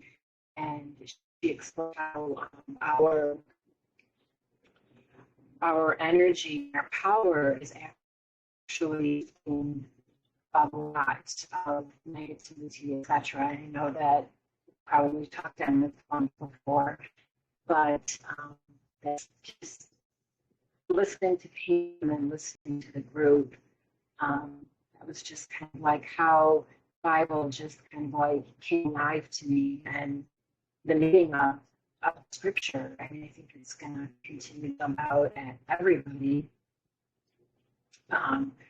Like you said, we're all on our own journey. So, what was in my heart? Austin, I wanted to project. Hey, Peggy. We were kind of able to hear you, but it's getting more and more choppy and challenging to hear what you're saying. So definitely missing this last little bit.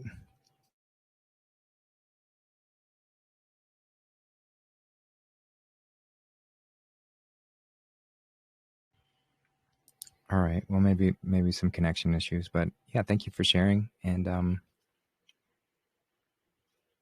yeah. Well, Okay, 1 second. oh, yeah, that sounds way better.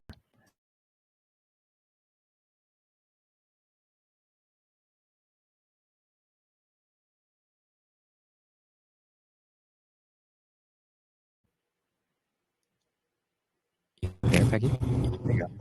Yes, I am. My apology. I'm out at Water's Edge Camp, so yeah, cell service is probably not as good out here, but Anna was connected to my speaker.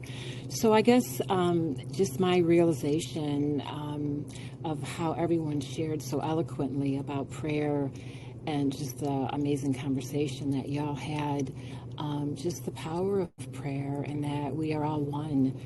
And when we all come together and share and meditate and pray and send out our power,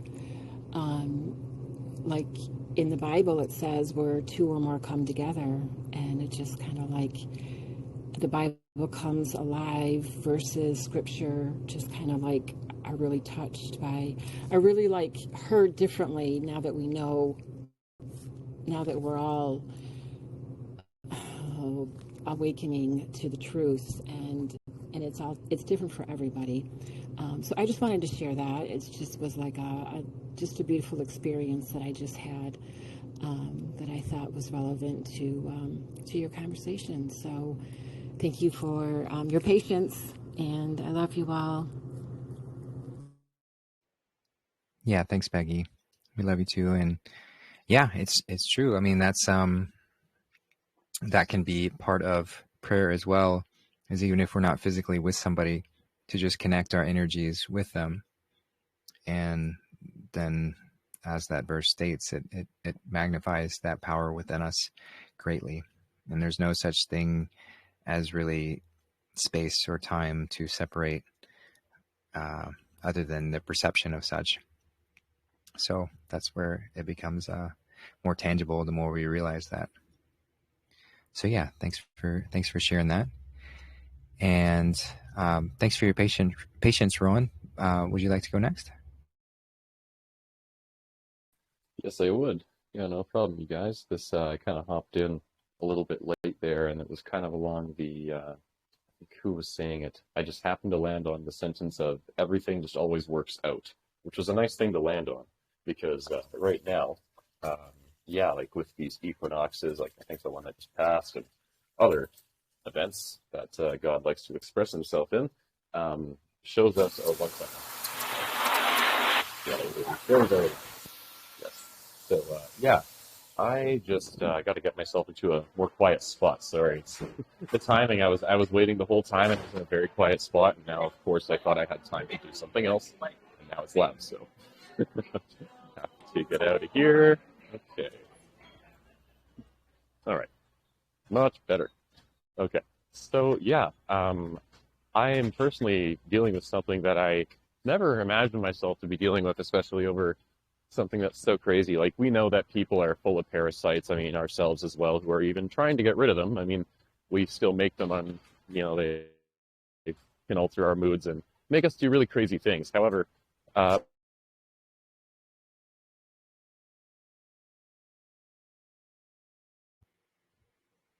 Oh, Ron, we might have lost you just now. yeah. Oh, sorry. Am I breaking up? I heard Yeah, someone. I think I heard You're you there, you're Justin. you're back on Huh? now. We lost you for Oh, just a second.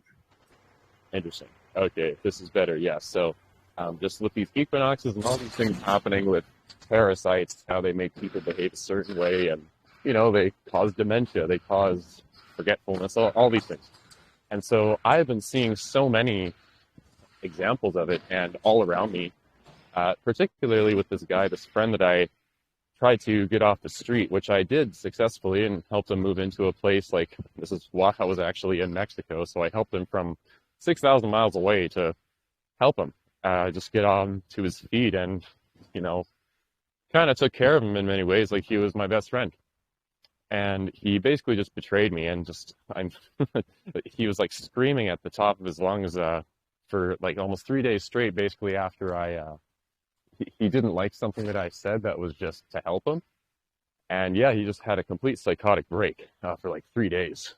And everyone's aware of it that I live with. But then apparently, along those lines, he started saying lies about me. Like apparently I want to kill all Hindus because I hate brown people or something. And he said this to this other guy that I live with who's supposedly some gangster or something. And before even talking to me, all this stuff unfolded. And now this guy, this gangster dude, just had this psychotic break on me and just threatened my life, like to skin me alive, all these terrible, awful, dreadful, dreadful things. And I got it on camera and everything. Like I'm able to even prove it and all that, and it's backed up, and I have it if I need it. But it was directly almost 2 weeks exactly after my supposedly someone I thought was my best friend who had betrayed me. So it spread lies and just almost got me killed. Like this guy, I got him on the phone organizing a hit by his little police friends or his, guys that can blacklist my passport so I can't escape the country. Like I got it all. Like it's just insane. So I'm trying to get out of where I live, and I'm figuring things out. God's got my back, and this whole thing about things always working out. That's what I landed on when I turned this on. So for the last 3 days, I've been dealing with this, and I haven't even been anywhere near my house. So it's one of the most hostile situations. It is the most hostile situation I've ever dealt with in my life, and so I've taken some time to like calm down, and I went to church, and it's a good church I go to. They're not weird church people, like we know some, right? But they're not real Christians or whatever. But or one's trying to be more like Christ. Let's just say it that way. And yeah, it's basically I was becoming or have been becoming more and more connected to this Christ consciousness of, well, I don't even know what the right name for it is because there's so many little semantic or whatever arguments about the right way of saying it. But we all know what we're talking about here. And that's what really brought this to a peak, because that's what our Lord and Savior said, for if they hate me, they will hate you also. So that's what's been happening. And massive levels of jealousy. Basically, I'm getting healthier. I'm improving in every level. And this is where all the hate, starts to come up. People don't like seeing you succeed, even if you've helped them. And so I'm just going through all this. Like, it is a bit traumatic. Like, I helped this guy who was homeless, and now he's completely betrayed me. So it's like a classic example of Judas here. And so I refer to him as Judas now. His name is no longer Zach, it's Judas. But I'm thinking about everything that you guys were just talking about. I was listening very closely, so I had no problem being patient and hearing it all out, because it was all connecting to what I'm basically bringing up now, is that also how Darth, brought up how we're basically all being raped. And what this guy threatened to do is, like, he said all kinds of shit, like, if you take any action against me, I'll screw you over, like, illegally and legally in every way, shape, and form. Like, you'll just disappear. No one will know what happened to you. All kinds of things. Just threat after threat after threat. And I stared at him directly in the eyes, staying completely calm the whole time. And it shook him. And he actually, I just kept letting him talking. This is how these idiots, crazy alcoholics and people having psychosis do, is you just got to let them talk, and they'll tell you everything that is like what they're projecting about maybe what they've been through in their life. Because this dude apparently tried to go to war with the cartel and all this other shit and chopped some guy's arm off with a samurai sword. It sounds like a movie. It's like not, well, it is. We know this is all a crazy movie. But yeah, this is the latest part for me.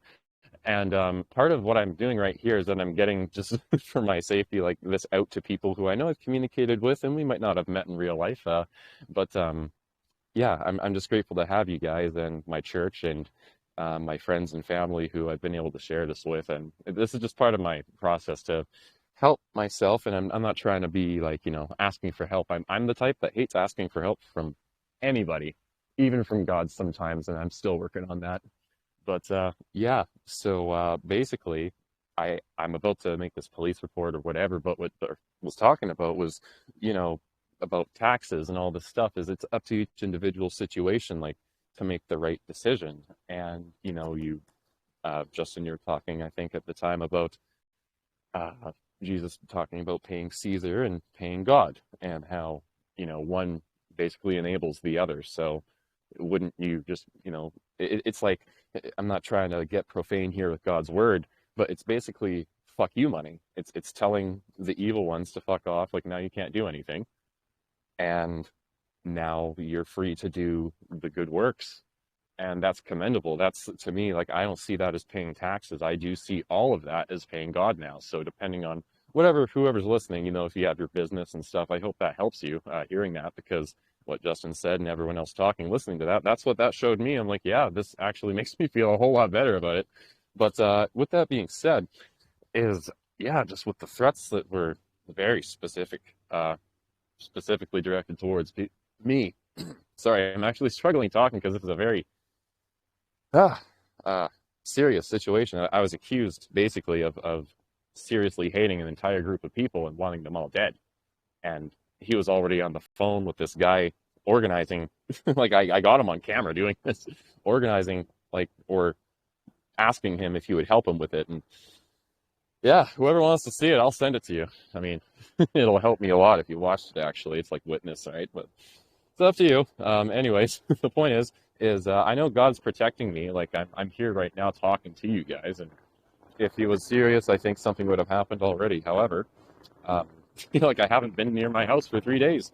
They could have broken into my room, put cameras in there, put some kind of weird ass tracking shit into my clothes, and I'm gonna have to like search for all my shit and just, oh my God, it's just absolutely insane. And this all happened while I did a 24-hour fast. I haven't done a full day fast for a while, and it was right during an equinox, and it was just all this stuff happening at once. So I mean, I'm still like, I'm trying to shorten this to make it just, sensical. It would still make sense if I gave you the full version, but it would just take forever. And yeah, so I'm just trying to make the right decision here, because I mean, as long as I don't file charges against someone, I mean, that's what screws somebody's life up, right? If you make, it doesn't matter what municipality or department, police that you're dealing with, as long as you like whatever, I'm kind of asking for help here. Like, if anyone has had experience with being threatened in such a way where, sure, we can have faith in God, but part of having faith in God is, you do your part. And I do know my part is at least making a non-emergency report, but it's a very, very serious non-emergency report, right? So I want to make sure that I do this right, because I have the evidence. I've got everything. Like, this guy's fucked. If he tries to do anything, everything he said that would happen to me would likely more happen to him. Yeah, so not directly trying to I'm trying to shorten this. Who has been through maybe anything like this? Like, I feel like some of us might have more experience than others when it comes to, like, you've challenged either the system or you called things out and were public about it and you got threatened. Anything that anyone maybe has been through, because I did not cast this upon myself. I've said shit on social media about all this immigration and rapists and pedophiles deserve to die. Yeah, that's what I've said. I'll never take that back. Ever.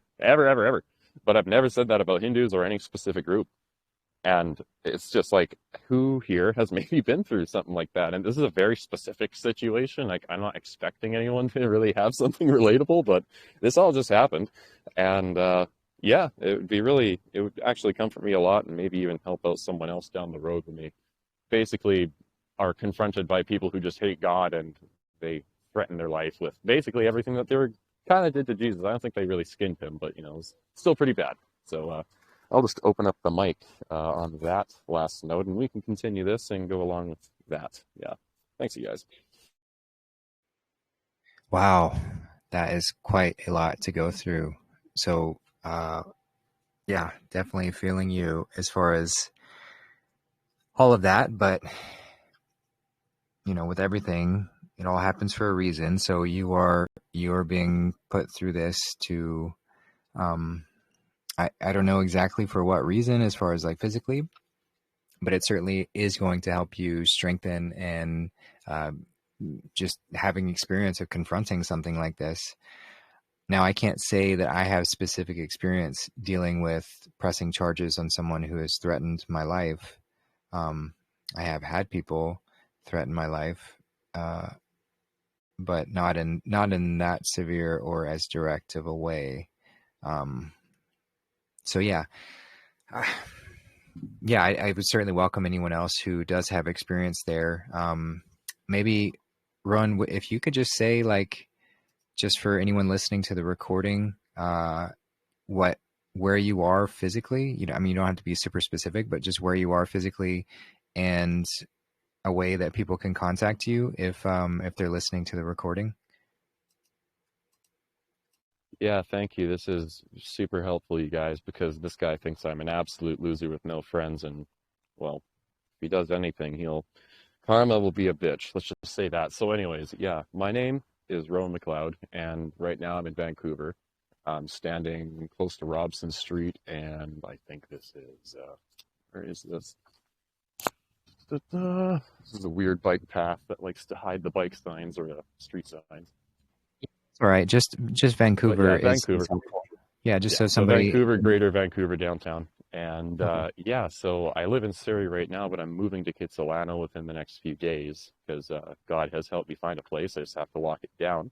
But yeah, I don't have a car. I'm on foot or with a bicycle, so I don't think I can be tracked quite easily. Paying attention to my surroundings. Nothing strange has appeared yet. But yeah, you can contact me here on Telegram or Facebook, Instagram. It's ironic. Maybe this is why I haven't deleted my social media yet, specifically for this reason. You can find me on Instagram, which is ronan.rowan, which is spelled RONIN.ROWAN.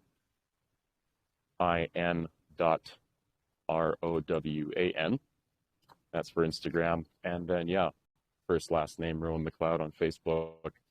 It's just me near a beach. That's my picture. And on Instagram, my picture, I'm a little more nicely dressed, I guess. Yeah, not without a shirt, I guess. But yeah, so there's that. And what else? Sorry, Justin, you mentioned a couple other things. I'm still kind of shaken by this, and it's very difficult to actually even be focused. I'm literally looking over my shoulder everywhere I walk right now. So Yeah, well, no, that was it. Just to get your name and a good way to contact you. So just on Telegram, if you want to reach out to Rowan, his tag is at RONINN33. So Ronan with an extra N at the end, 33. So that's how you can reach him on Telegram. So yeah, anybody who maybe is local to the Vancouver area, or at least has, so that would be another question. Do you have any family or anybody else in the area that you trust? yeah, so I've spoken with my sister already, and my other sister who's autistic, I'm not going to stress her out with that. She's quite sensitive. And my father and brother were all distant, so not talking with them. But they're around. I think everyone's local. It's just we're all separated. This is a classic example of the system trying to turn a family into a statistic. But I'm figuring it out with my sisters there. Anyways, they know. I also have my friend John and other buddy Roger. They're aware of it. Also, I have a lawyer. So I'll talk to my lawyer. And yeah, backed up the evidence. And yeah, I am happy to link up with anyone nearby. I'm surprised this is the first thing that brought up the invitation for me to say, hey, I'd love to meet any one of you guys nearby. So let me know on Telegram here, and also my email, like what Justin just said for my Telegram, is the same thing, ronan.333 with 2 N's for Ronan, at proton.me. So that's my email. It's a great way to contact me. And well, I mean, I think my Telegram phone number is public anyways. So, well, at least if you have this and you're here, it's 236-339-5155. So yeah, that's I'm not trying to make this show about me, but it kind of turned out that way, I guess. But yeah, no, like this is very serious, and I've never dealt with this in my life. So, yeah, thanks for listening to that, you guys. But let me just shorten it so I can hear anyone's experience if you got something that's as serious as this. And this is straight up over, uh, like not just what I've mentioned already, but also just some dishes. Like these people never left high school, and they're just big babies with guns and things. So, yeah, I'll open up the mic and we'll just take it from there. Yeah, I Hey, saw. Rowan. Go ahead. Yeah, I've got some experience in this area, and if you want, I just sent you a message on Telegram. So if you want to discuss more in detail, we can do that after the show. What I do want to say is that while the laws in your area are going to be particular to your area, they're all part of the British accredited registry. They're all part of that legalese spirit and methodology of doing things. So depending on what you've recorded and what the laws are in your area, that's really going to dictate what your options are. And I believe you said you're in contact with a local lawyer.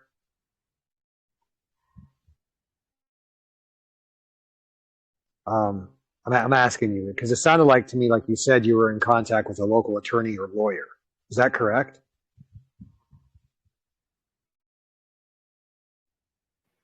Ron, we're not hearing you if you're saying anything. Sorry. Just paying attention to what's around me there. But yeah, so I have a personal injury lawyer. He's not a criminal lawyer. So yeah, like he's my lawyer. Yep. Okay. All right. Well, then he'll be able to advise you on what the local laws are in your area. As far as like strategic, and the particulars of your situation, we can discuss that after the show because that's not really something we should be putting on an open, on secure record. But I do have quite a bit of experience in these sort of situations, and we can talk after. So I sent you a message on Telegram. You should have received it already, and we'll talk later. Thanks a lot, Darth. Yeah, and I kind of, because you just did, you mentioned you got the experience. It makes sense. We talk later. So yeah, we'll just do that. And just that this is out there now, I feel so much better. And it's just when someone, just for anyone, to give them a little bit of confidence or courage later if they need it, don't be afraid to do the basics. Like I've done the basics, and just be smart about it. You know how this world works. And yeah, thanks to everyone who has listened and just simply for being here, because this was never supposed to happen, and it's straight up betrayal. It's like Judas betraying Jesus and then acting like sorry, which one of them didn't act like he never knew him? Forgetting the names, but that's why I'm studying more. Anyways, yeah, thanks, Darth. Thanks, everyone. And yeah, I think there is something else I wanted to mention too. That was the dramatic part. Then there's the more, you know what? It'll have to come back to me later because I'm just paying attention to where I'm standing and stuff. Yeah, I actually felt safer in Mexico. This is what's so crazy is that Canada's become so screwed up by this immigration stuff and just the crime that's been allowed to run so rampant. Oh, that was it. There we go. I finally remember. So it was specifically about, this is all smoke and mirrors supposedly right now because they always try with a new bill here or there to limit your free speech, and we see what happens in the UK, all that stuff. But now here in Canada, supposedly, they're trying to introduce a bill that limits free speech to such a degree that where basically there's this catch and release program where if you're a pedophile or rapist or whatever, a repeat offender, you're just let go. And if you do this though and offend someone online, you can be imprisoned for life. Like it's insane. And I've actually sent you a lot of stuff, Justin, and I know that I think I tried to say that I'd loop all these kind of videos I sent you into like one big question, but it's kind of impossible. So just with that being said, I mean, yeah, like I don't even know if like being in Canada makes sense anymore. It seems like it's becoming so screwed up. Like it's pretty on the outside. We still have some old buildings. It's not completely culturally erased, but you see the communism taking over, and it's like, how long is this Satan system going to be allowed to exist and keep destroying things? And basically, like I'm considering leaving the country. It's like, it's insane. So yeah, just let go of the mic there. I'm not going to stop. I'm actually just pretty hyped up. So thank you guys. Yeah. Yep.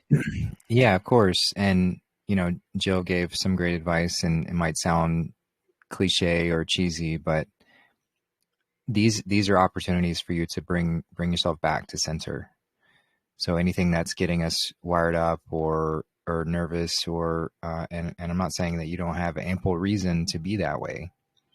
But I'm just presenting it as another opportunity to find that deep breath, do a simple one that's always easy. And it's actually, I think they do this in like Navy SEAL training, where they teach the box breath, which is 4 seconds, inhale, hold for 4 seconds, 4 seconds, exhale, hold that for 4 seconds, and then repeat. So come back to 4 seconds, inhale, and just do that loop until so they teach that to the soldiers to have them calm their senses down, so that in a moment of conflict or whatever, you need to have your wits about you. You need to have you need to be centered. And so that's just an easy way to come back to center that doesn't require any complex breathing patterns or much training to do. But try putting it into practice. And I've noticed wonderful, wonderful effects of any time I find myself amped up about something or overwhelmed, just to implement that breathing pattern and come back to center. So just a reminder there with that one. And then, yeah, you mentioned it when you were talking initially about how this is part of the path of, stepping onto the Christic path. The betrayal, the persecution, it's part of it. Like, it's part of the job description. So as much as no one should have to go through that exactly, it is important that any of us who want to step into the way recognize that that's a part of it. And I know that when the mechanisms of the anti-Christic society are no longer having such a stronghold, that the elements of those betrayals and the harm that's caused and the persecution, they'll become more subdued, less violent and drastic. But the archetypical element of the story with the betrayal in it is still going to happen. So that's always a part of this. It's always a part of the refinement, is when we, so no matter, even if all the masses step into and act like Christic beings, well, there will still be a leading edge of those who are pushing us further, those who want to step out and go even deeper into Christic abilities and Christic awakening. There's no end to the journey. And so any of those who step aside or step forward and are advocating, guiding others to go that way, well, they're going to be isolated, and there's going to be a target put on their backs. So it's just something to, it helps me, because while I haven't been through it exactly like that way physically, I've certainly been through a lot of betrayals. I've certainly been through a lot of, 180s, where you think you're with somebody and then all of a sudden you're not. And every time I come back to, of course, it's not always easy to just immediately come back to this, but coming back to the gratitude of, I'm grateful to see this. I'm grateful to get to move, so I'm not getting more deeply entrenched into that energy. And I'm grateful for the opportunity to refine my stability, my groundedness, so that no matter what comes, I've got my house on that solid rock. So that no matter what storm blows my way, it's not gonna shake my house. It's not gonna knock it off. So just to use these as other examples in that sort of refining and training experience that we're all in. So just want to throw those out there as well. And then I saw, I think, Jenna, you might have wanted to speak on this topic in particular. If you do, feel free. Yes, thank you, Justin. Pardon me, Ronan. I'm a little slow. I've got disabilities, but I can kind of relate to what you were saying. Me and my husband Gary, he just recently lost his nose to stage 3 cancer. He almost died on us. But we've been let down by so many people. The people we had staying with us in Ohio set our house on fire. because they were doing wrong and we stood up to them. So I get it. And I'd like to put you in touch with my husband, who could probably relate to you a whole lot.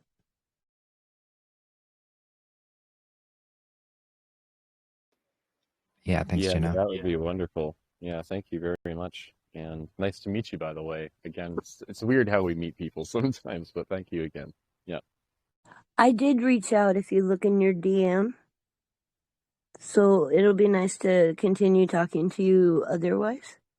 Thank you. Yeah, thanks, Jenna. I appreciate that. Yeah, is there anyone else that has experience in this area or just wants to speak on this topic with Rowan while we're on it?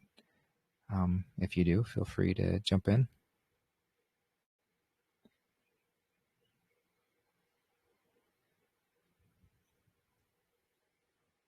Yeah, and no worries. We can, yeah, I'm glad that you relayed all of that here, and it will be on the recording. So anybody else who listens to this later, if you have some advice, or especially if you're near Vancouver physically, please reach out to Ron. That would be certainly very appreciated. He's been a consistent voice in the space, and always glad to have around. And that's what we do when people need help. We offer it.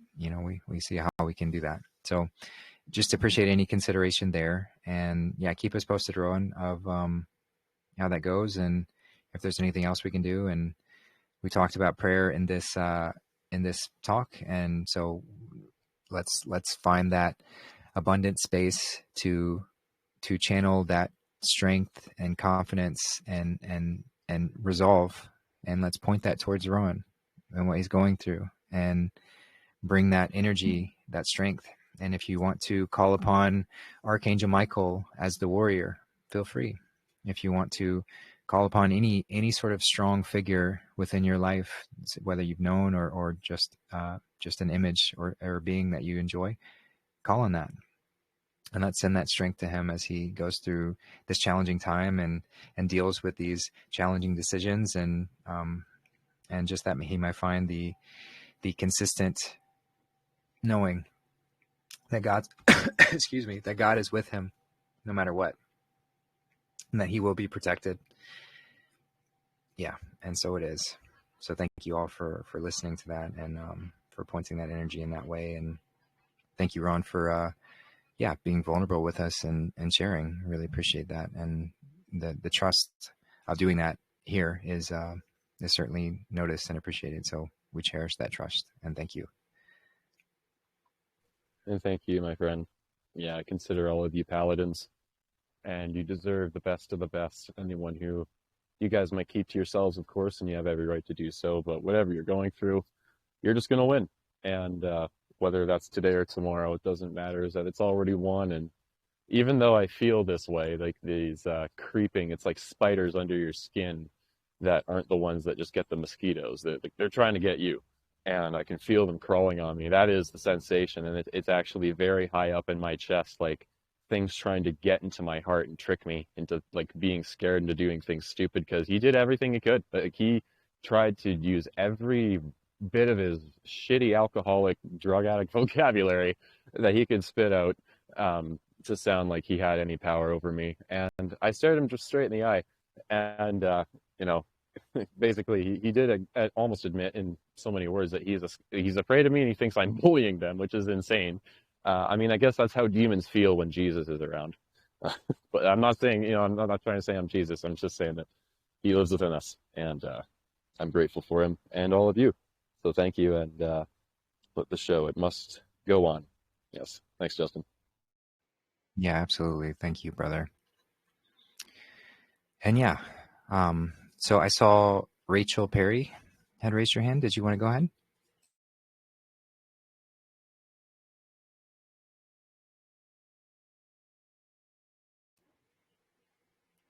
Hey, Rachel. I'm not sure if that was an accident with the hand raise, but just want to let you know we're not hearing anything if you are trying to speak. If not, no worries at all. All right. Anyone else want to jump in with a topic, question, share anything that's on your heart? You're more than welcome.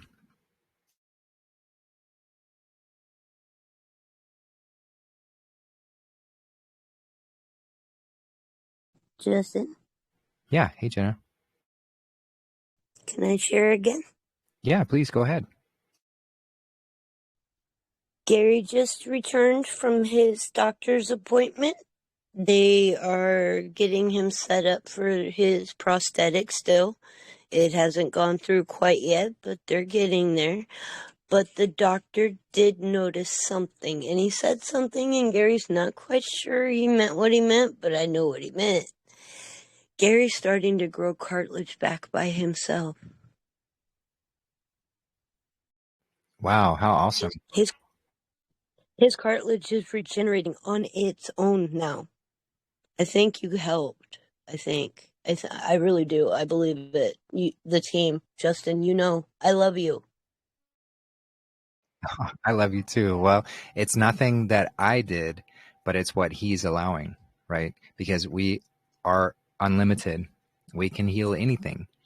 So he's got to allow and believe that for it to truly happen. And sometimes the divine gives us a little nudge or a sign to help boost our belief. But that's all him. That's all you guys. So I'm grateful that there's some divine healing happening within that as well. That's very exciting. And thank you for sharing and giving us the update. I made it through without crying. Oh, well, you can always cry with us if you need to. Thanks, Jenna. Yeah. Is there anyone else that wants to jump in? Share anything? Ask any questions? Feel free.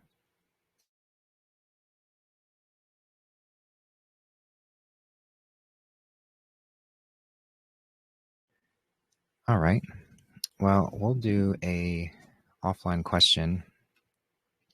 So this one came from Brian, and he asked, so with the memorial service of Charlie Kirk, what is up with all the push for the sacrificial message of Jesus? Is this a way for opening people up for God now and later truth revealed? So yeah, it's a great question. And it's part of what I mentioned earlier, that all these events are designed to polarize people further. So the group that is being most polarized one direction by the whole Charlie Kirk ordeal are literalist Christians who are very much into that sort of solely religious interpretation of Jesus being the savior and he's the only way. We have to believe him as our savior, and there's no room for power within us because we always have to look for it outside of us and all that. So that's the religious programming, and that is what Charlie talked about at times. He would, but that was his role. He was supposed to portray this character to appeal to that demographic, because that demographic is massive. It's massive. So of course the events that are happening with the memorial service are just going to be more appealing to that demographic to polarize people further. And then anyone who has issue with that is polarized in the opposite direction. And like I said, the movie's not really for us. So, so it's very appealing to those who are already conditioned in that way. And they want to draw as many people into that as possible. Like I said, all to bring us to that catalyst of whether it's directly from this event or some event that happens later, we're moving in that direction where it's becoming more polarized. And so that means the potential for that conflict is becoming greater. And that's what we're being moved to. And yeah, so that's sort of the short and simple, I see reason why they would do it that way. It's just to advocate to those who believe that strongly and then polarize people who have issue with it. And yeah, it's like using the same mechanisms of that religion has used to kind of like dangle this, the sacrificial Jesus as this method to sneak in guilt magic into you, guilt magic is black magic. So they are casting black magic spells on you to make you feel guilty for being this worthless sinner, that this perfect man had to die for you because you're so worthless. And you believe that, and then it's like, it's a type of black magic, but it's very powerful. And unfortunately, that's what people are so conditioned with, that's the thing that would be most appealing to them. It's like traumatic conditioning. People can get addicted to trauma in whatever way, and that becomes a part of what they seek or what they find is real. So it's the same sort of sense with this false idea that is somehow what Jesus was actually teaching, when it wasn't. And so yeah, it's all part of that too. So yeah, I'll just leave that simply there. And yeah, great question, Brian. And I will pass it off and see if anyone else wants to jump in.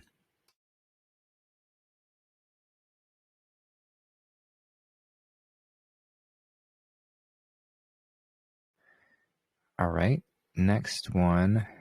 This would be from Nicholas. And he was asking about B12. So what are my thoughts on the vitamin B12? And it's a question that comes up quite a lot, and it's one that, like anything in the health related space, there is the ideal state. There's the ideal state, and it depends on where you draw the line, because and I say that because it's like, so one ideal state could be the frugivore. You're eating only raw fruit, primarily vegetables, nuts and seeds in less quantity, and everything's raw, and that's what you consume physically. And that's kind of like, from a physical perspective, that's our highest design. So that's one ideal state. But then somebody else's ideal state would be, breatharian. I'm not consuming any food. I'm not consuming, and some people even get to not consuming any water. Some people get into not even sleeping. And there are documented cases of this happening that maybe someone might not believe, but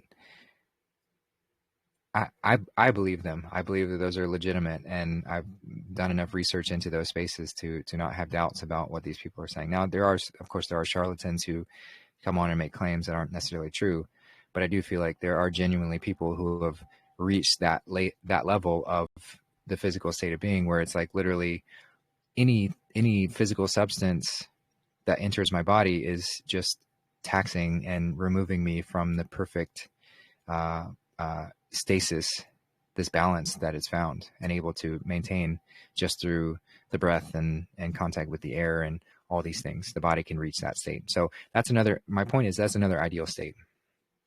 So we can have these like ideal states that we're moving towards. But the methods and the sort of our varied compositions vary infinitely. So our method of reaching these ideal states might vary considerably. For one person, it might be that they can just go straight into jumping into whatever, whether it's all raw food and be that way, and they'll be fine. Some people, the systemic toxicity, the conditioning is so intense that you can't go with the sudden move. And some people just are not wired that way. Their compositions move a little bit more slowly. So the strategy for everyone is different to what might work for me, what might not work for you. So I say all this because there's often an all or nothing approach to everything in the health space. Some people are like, nope,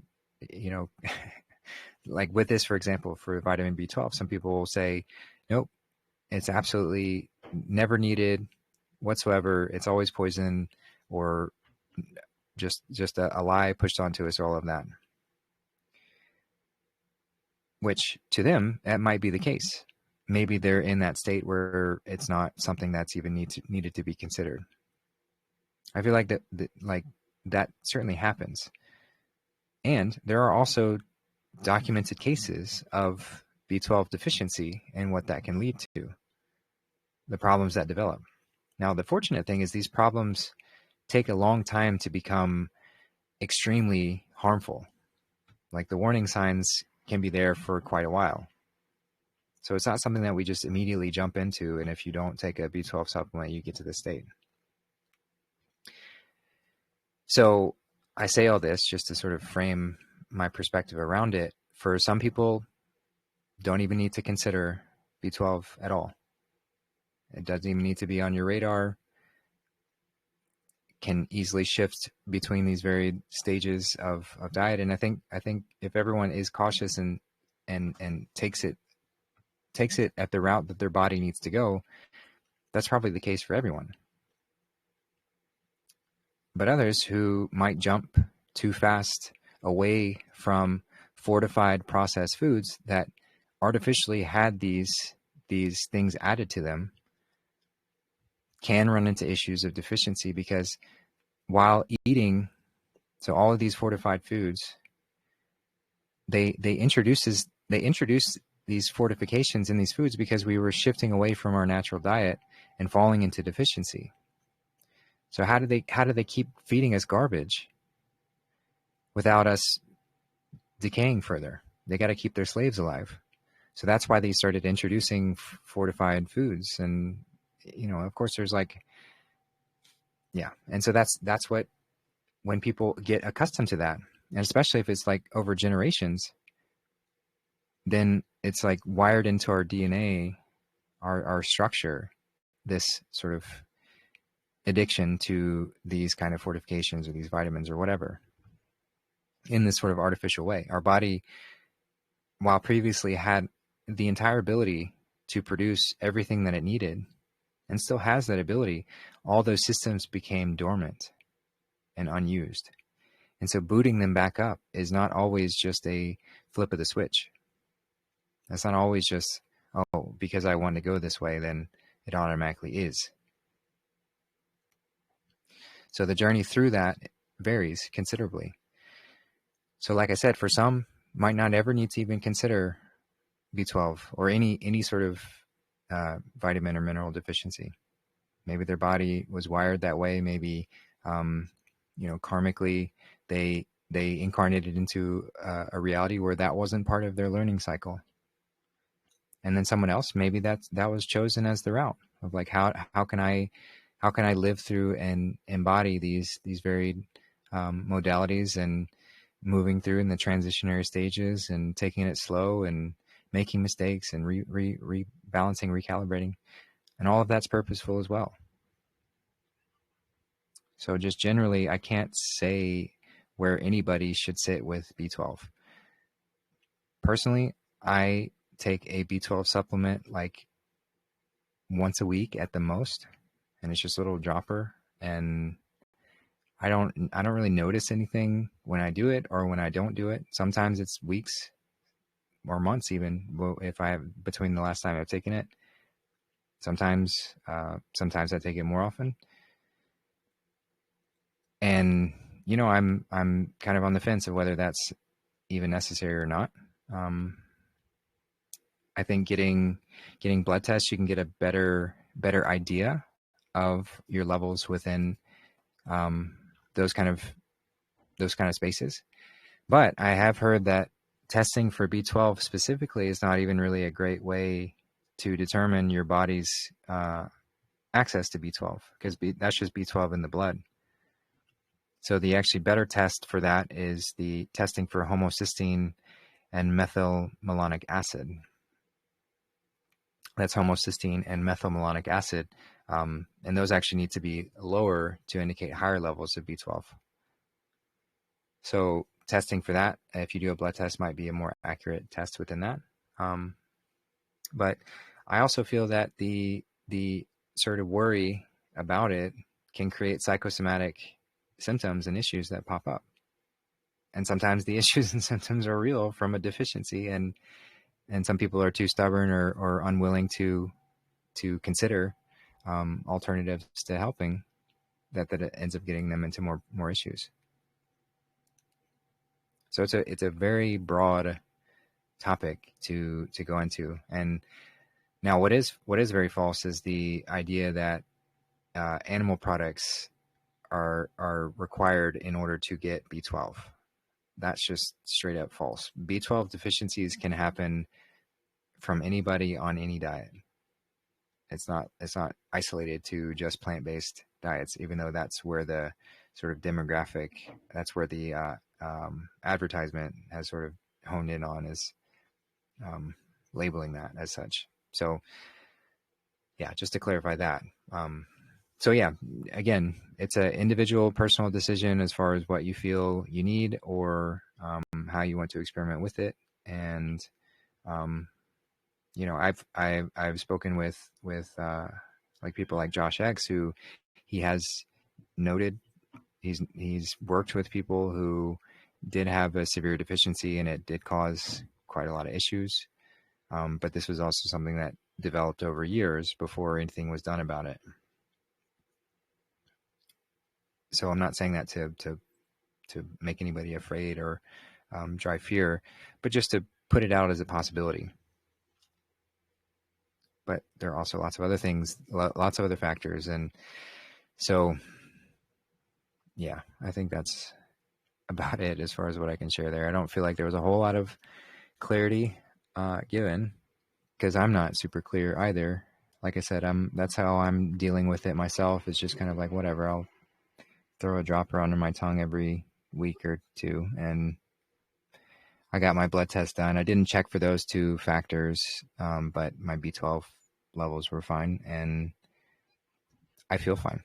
So that's what I'm going with.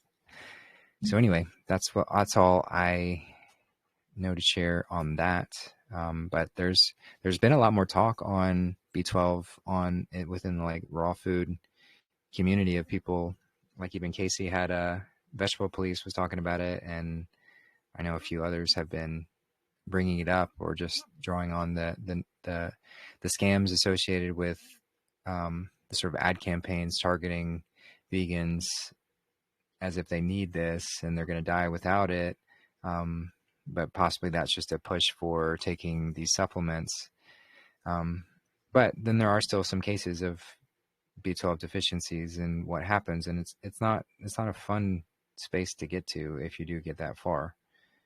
So, you know, take it as you will. There's lots on there out there if anyone wants to hear other people's opinions with maybe more knowledge in the space. But as with everything, you got to come to your decision yourself of what you feel called to. So yeah, I'll just leave that one there. Thank you for listening, and thanks for the great question. And I'll pass it off and see if anybody else wants to jump in.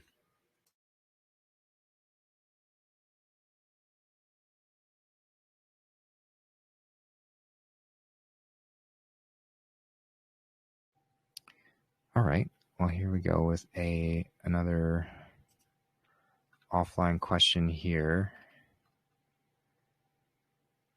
So this one, yeah, I mean, this was one from Rowan. He sent a couple weeks ago. I've got a few from him in the queue, but so this one was about, he sent me a video on kind of like a warning about AI technology being used to monitor texts and things before they're even sent, and how that was going to be linked to law enforcement agencies and ways to track criminals before they commit crimes, and all that kind of stuff. But the concern in the video was just, is this too much oversight into privacy concerns and all of that?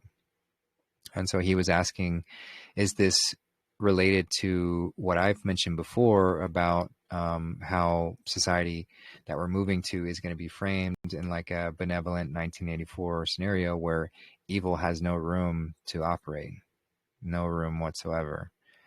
So if you're not familiar, 1984, the George Orwell book is about a dystopian future where the government is malicious and tries to hurt the people, and nobody can speak out against them because all the systems in play That's where the term "Big Brother is watching you" comes from. But that was an oppressive force. So flip that on its head, and if you have Christic elements pulling the levers on a system like that, then no good people are punished ever. It's only those who try and commit harm. And they're the ones that are stopped before the harm is even done, ideally. So I'm sure this will be a continuous conversation that we have on these technologies that will roll out and have been rolled out and are being rolled out, of where do we draw the line as far as like, I can't remember the name of the movie where it was, there's a great movie that goes over people being arrested for crimes that they were just thinking about doing because the system was able to identify them. So like I said, I'm sure we'll be having many conversations about how we employ these technologies and where we draw the line as far as like someone having committed a crime or just planning to commit a crime.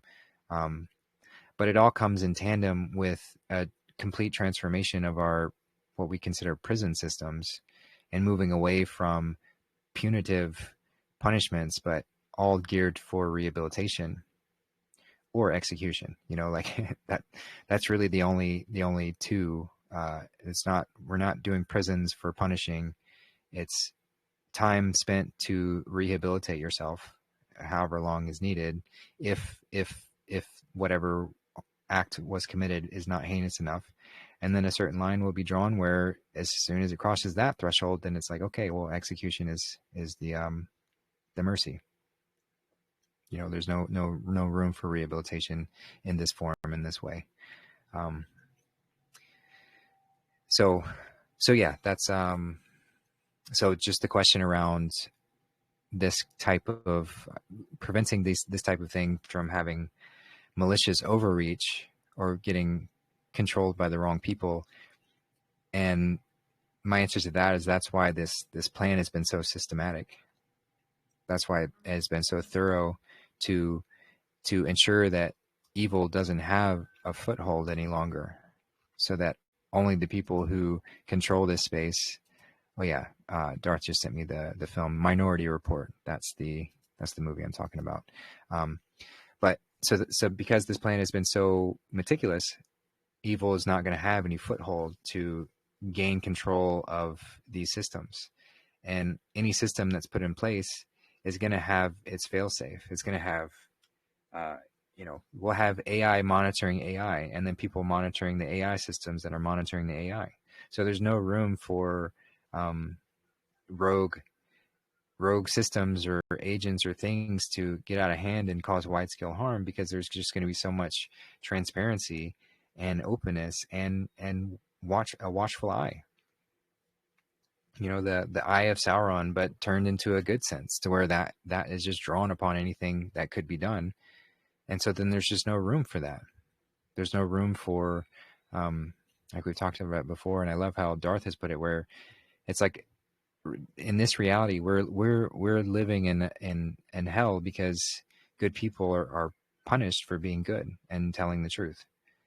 But you flip that, and then you have evil people, and there still will be psychosis that's born into the space. So there will be people with the potential to be evil that still will be born, no matter how good the system becomes.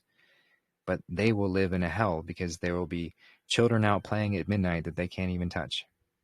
And they'll be so drawn to them, so wanting to do something, to take advantage, to harm, to rape, to torture, whatever that sick draw is. But any move towards that direction is just swift justice. Swift.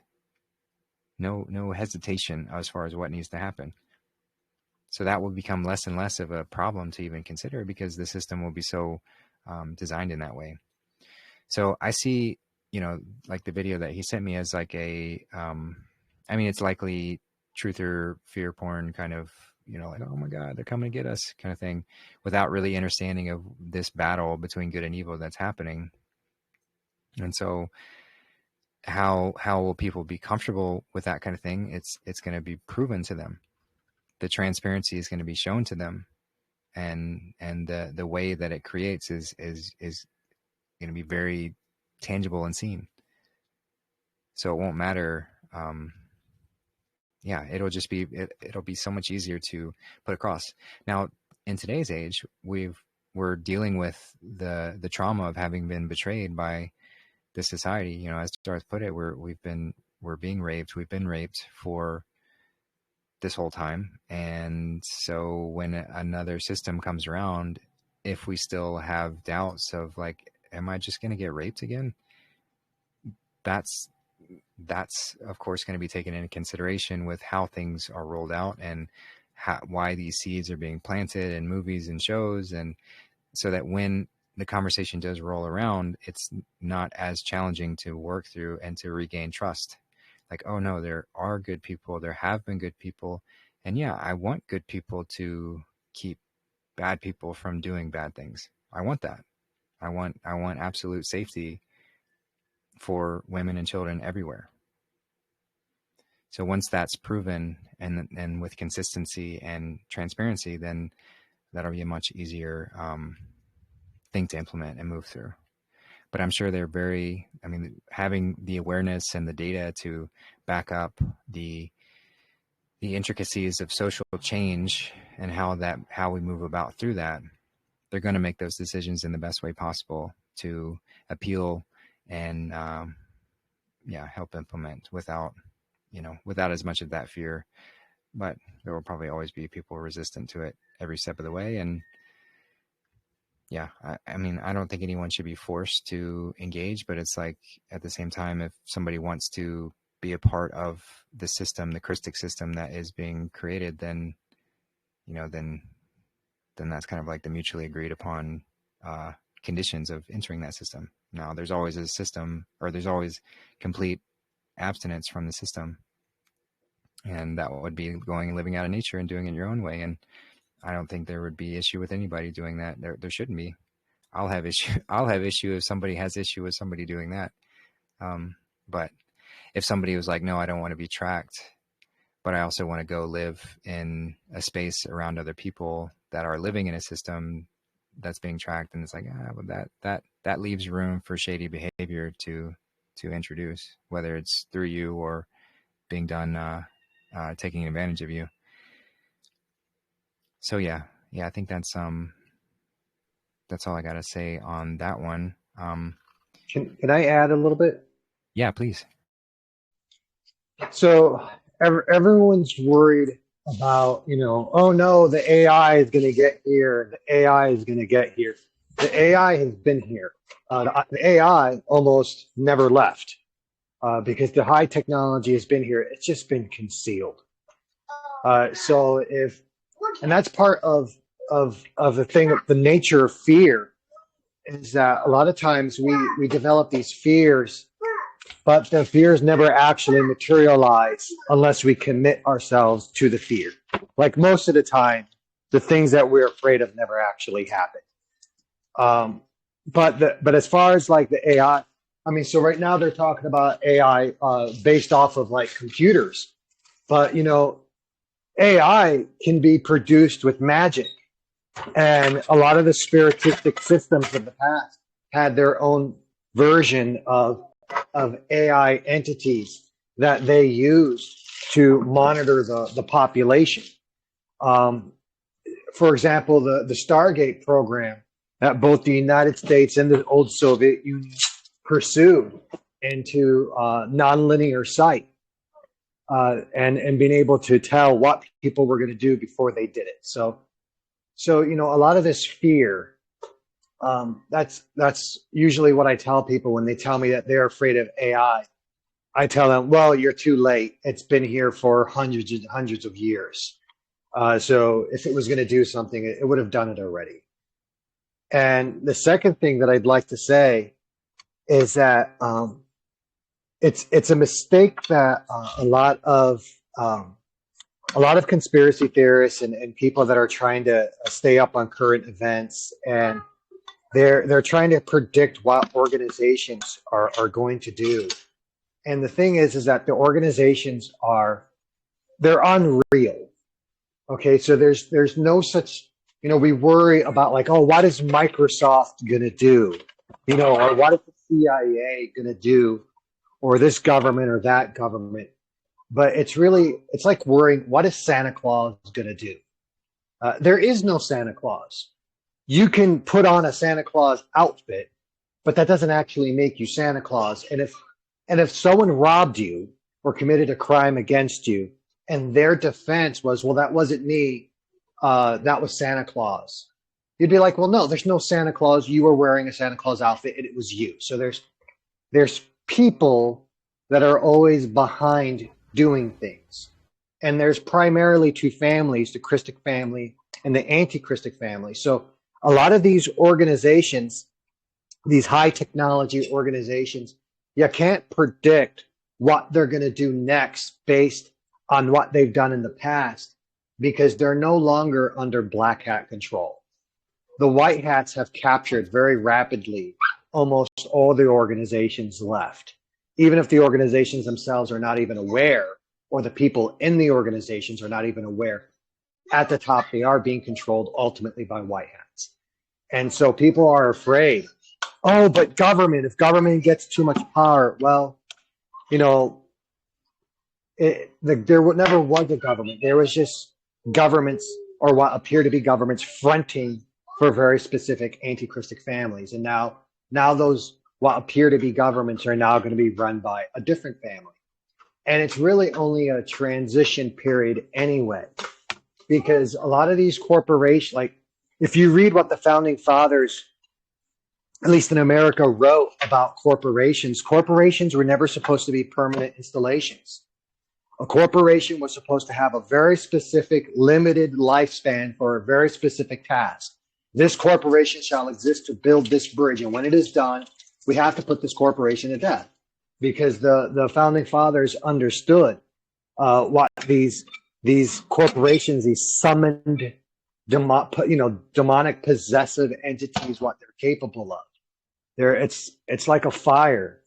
You know, you light the fire, and when you're done using it, you'd better put it out, because if you don't, it's going to burn the forest down. And so a lot of this ultra high management, you know, where they're going to be able to tell what someone's going to do before they're going to do it, that's really only going to be a short period of time, you know, perhaps a couple of lifetimes, until eventually the population is elevated to the point where such control mechanisms aren't even going to be necessary, and until the corporations no longer even exist, because the corporations are really, there isn't a legitimate reason for any of these entities to exist. You don't need a corporation to build a bridge. You don't need a corporation to show love. But if you want to take over the world and conceal who you are, yeah, you need a corporation. So a lot of these organizations and a lot of these systems, they're not really going to exist. It's not a permanent situation. And even if it was, what are you going to do about it? Right? We're like little fishing boats in between two battleships, and the battleships are hurling shells the size of station wagons at each other at Mach 3, and we're just a little fishing boat in between. I mean, really? So you don't like AI? I mean, who am I? I'm not John Connor, and no one in this, you know, I don't think anyone else in this little space is John Connor. So the only real decision that we can make is whether or not we're going to conduct ourselves with grace. The only choice that we really have is whether or not we're going to stay connected to the divine. There's a saying that history repeats itself, and that people that don't know history repeat it. But people that do know history, they sit on the sidelines and they watch while everyone else repeats history. So there's a spiritual ebb and flow at work here. And there isn't really anything we can do to move it either way. What we can do is exercise faith. And what we can do is conduct ourselves with grace. And what we can do is make sure that we personally are not responsible for making things worse. And that, you know, all I can do is I myself, I'm not going to hurt anyone today. And I'm going to be kind today. And that's really the only decision that I can make. because AI, well, too late. It's been here thousands of years, not going away, not ever. And and uh, and history is going to do what history is going to do. But fortunately, we're alive at a time period where we're going to get to witness the Great Awakening, and things are going to get unimaginably good. And we are blessed to be alive right now. Yeah, beautifully said. Thank you for that. Yeah, so that's about all we got for today. So I'm going to go ahead and start wrapping up. While we just have a little bit of time, I want to go over the lyrics to the two songs we'll play us out. And, oh, I see Teresa M. Did you have some closing comments you wanted to say real quickly? Or was that an accident? No. What I was wondering, hi, Justin. Hey, yeah. What Go I ahead. was wondering, okay. President Trump just talked about Tylenol and the pain reliever. I say, what do you and everybody recommend for natural pain relief? More natural? Yeah, so I've seen a few things passed around. I don't have it handy. Just in my personal experience, kratom is a very effective herb that's a pain reliever. It's often used for people who have opiate addictions, but it is very effective, and it can be intoxicating, so just be mindful of it. And it's not always, I don't know if it's legal everywhere, but that is very effective. What else? There is a type of, I want to say it's like a white pine, a French white pine, or something like that. There's another name for it, but if you look up like French white pine bark or something like that, pain reliever, you can find what I'm referring to. I haven't taken this, but I've heard other people say it's wonderful. And yeah, there are lots of I'll other add things. one. Oh yeah, go ahead. Yeah, there's something called Curamin, Curamin. I'll post it in the JC family. I've used that for like a broken toe, cramping back when I used to have it, all kinds of pain. And it's basically frankincense and curcumin, which is from turmeric. And I just can't believe it, but every time it's just been very, very helpful. So that's the one that I really recommend. And then also, yeah, the kratom, that has been very helpful at times too. I think the kratom is a little cheaper. Maybe the Curamin's a little bit more expensive, but they have an extra strength, and you can get that anywhere online. It's by a company called Terry Naturally. Thanks.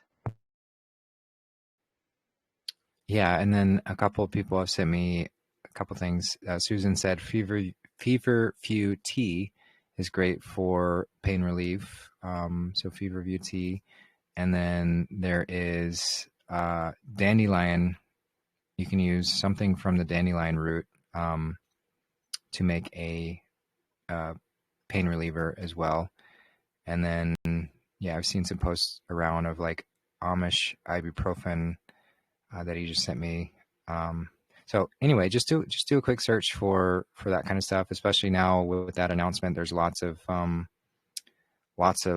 talks about how to make different remedies and use different herbs. So there's lots of great stuff out there. But yeah, thanks for the question right there at the end. So yeah, like I was saying, let's go ahead and start wrapping up today. And we will just do a quick moment to go over the lyrics of the two songs we'll play us out, just to see what we discovered there. Let me pull those up for you. So the first one is You Found Me, which is pretty straightforward. There's not a whole lot of crypticism within the lyrics. So I found God, if it's not more obvious than that, on the corner of First and Amistad, where the West was all but one, all alone. So all alone, solitary, where the West was all but one. So the West being the left. So when we are reaching that state of vanquishing our left, the West, then that's when we meet God, just like Jacob wrestled his ego and pineal on the corner of First and Amistad. So the First and Amistad, the A, and maybe there's even a play on words. The Amistad, I see like am I stand. So I stand on the first, maybe, I'm not sure. Or the great I am, the I Amistad.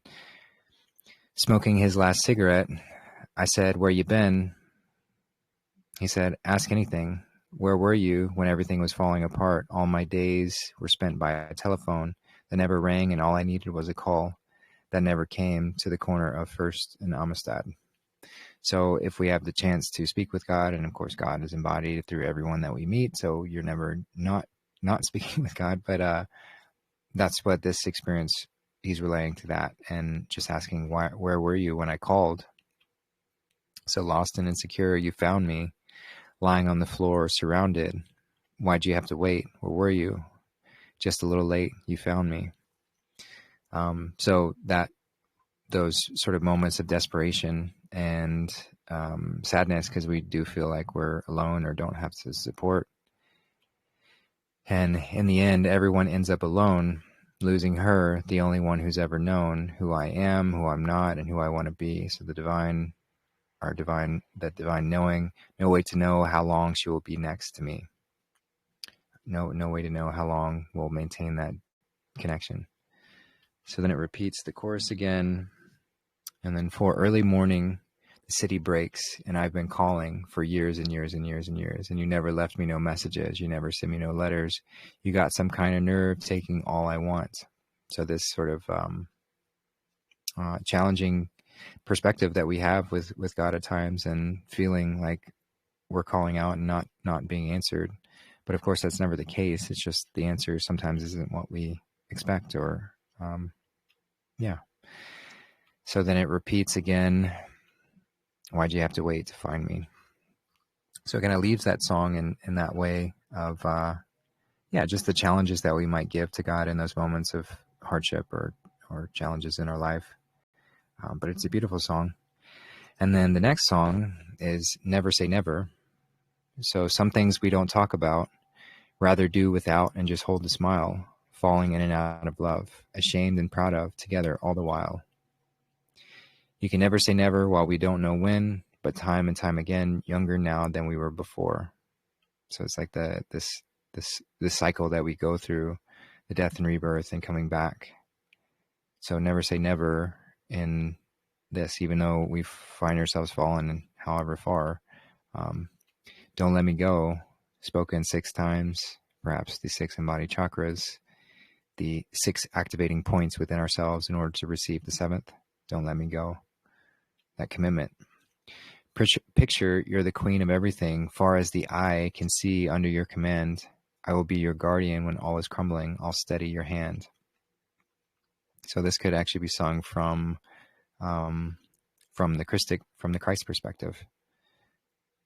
So even as the queen of everything, far as the eye can see under your command, I will be your guardian when all is crumbling. So when all the attachments to the identity, the character, the external, when all that's crumbling, falling away, I'll steady your hand, the Christ. You can never say never while we don't know when, but time and time again, younger now than we were before. So the regeneration process of allowing the Christ to flow through us.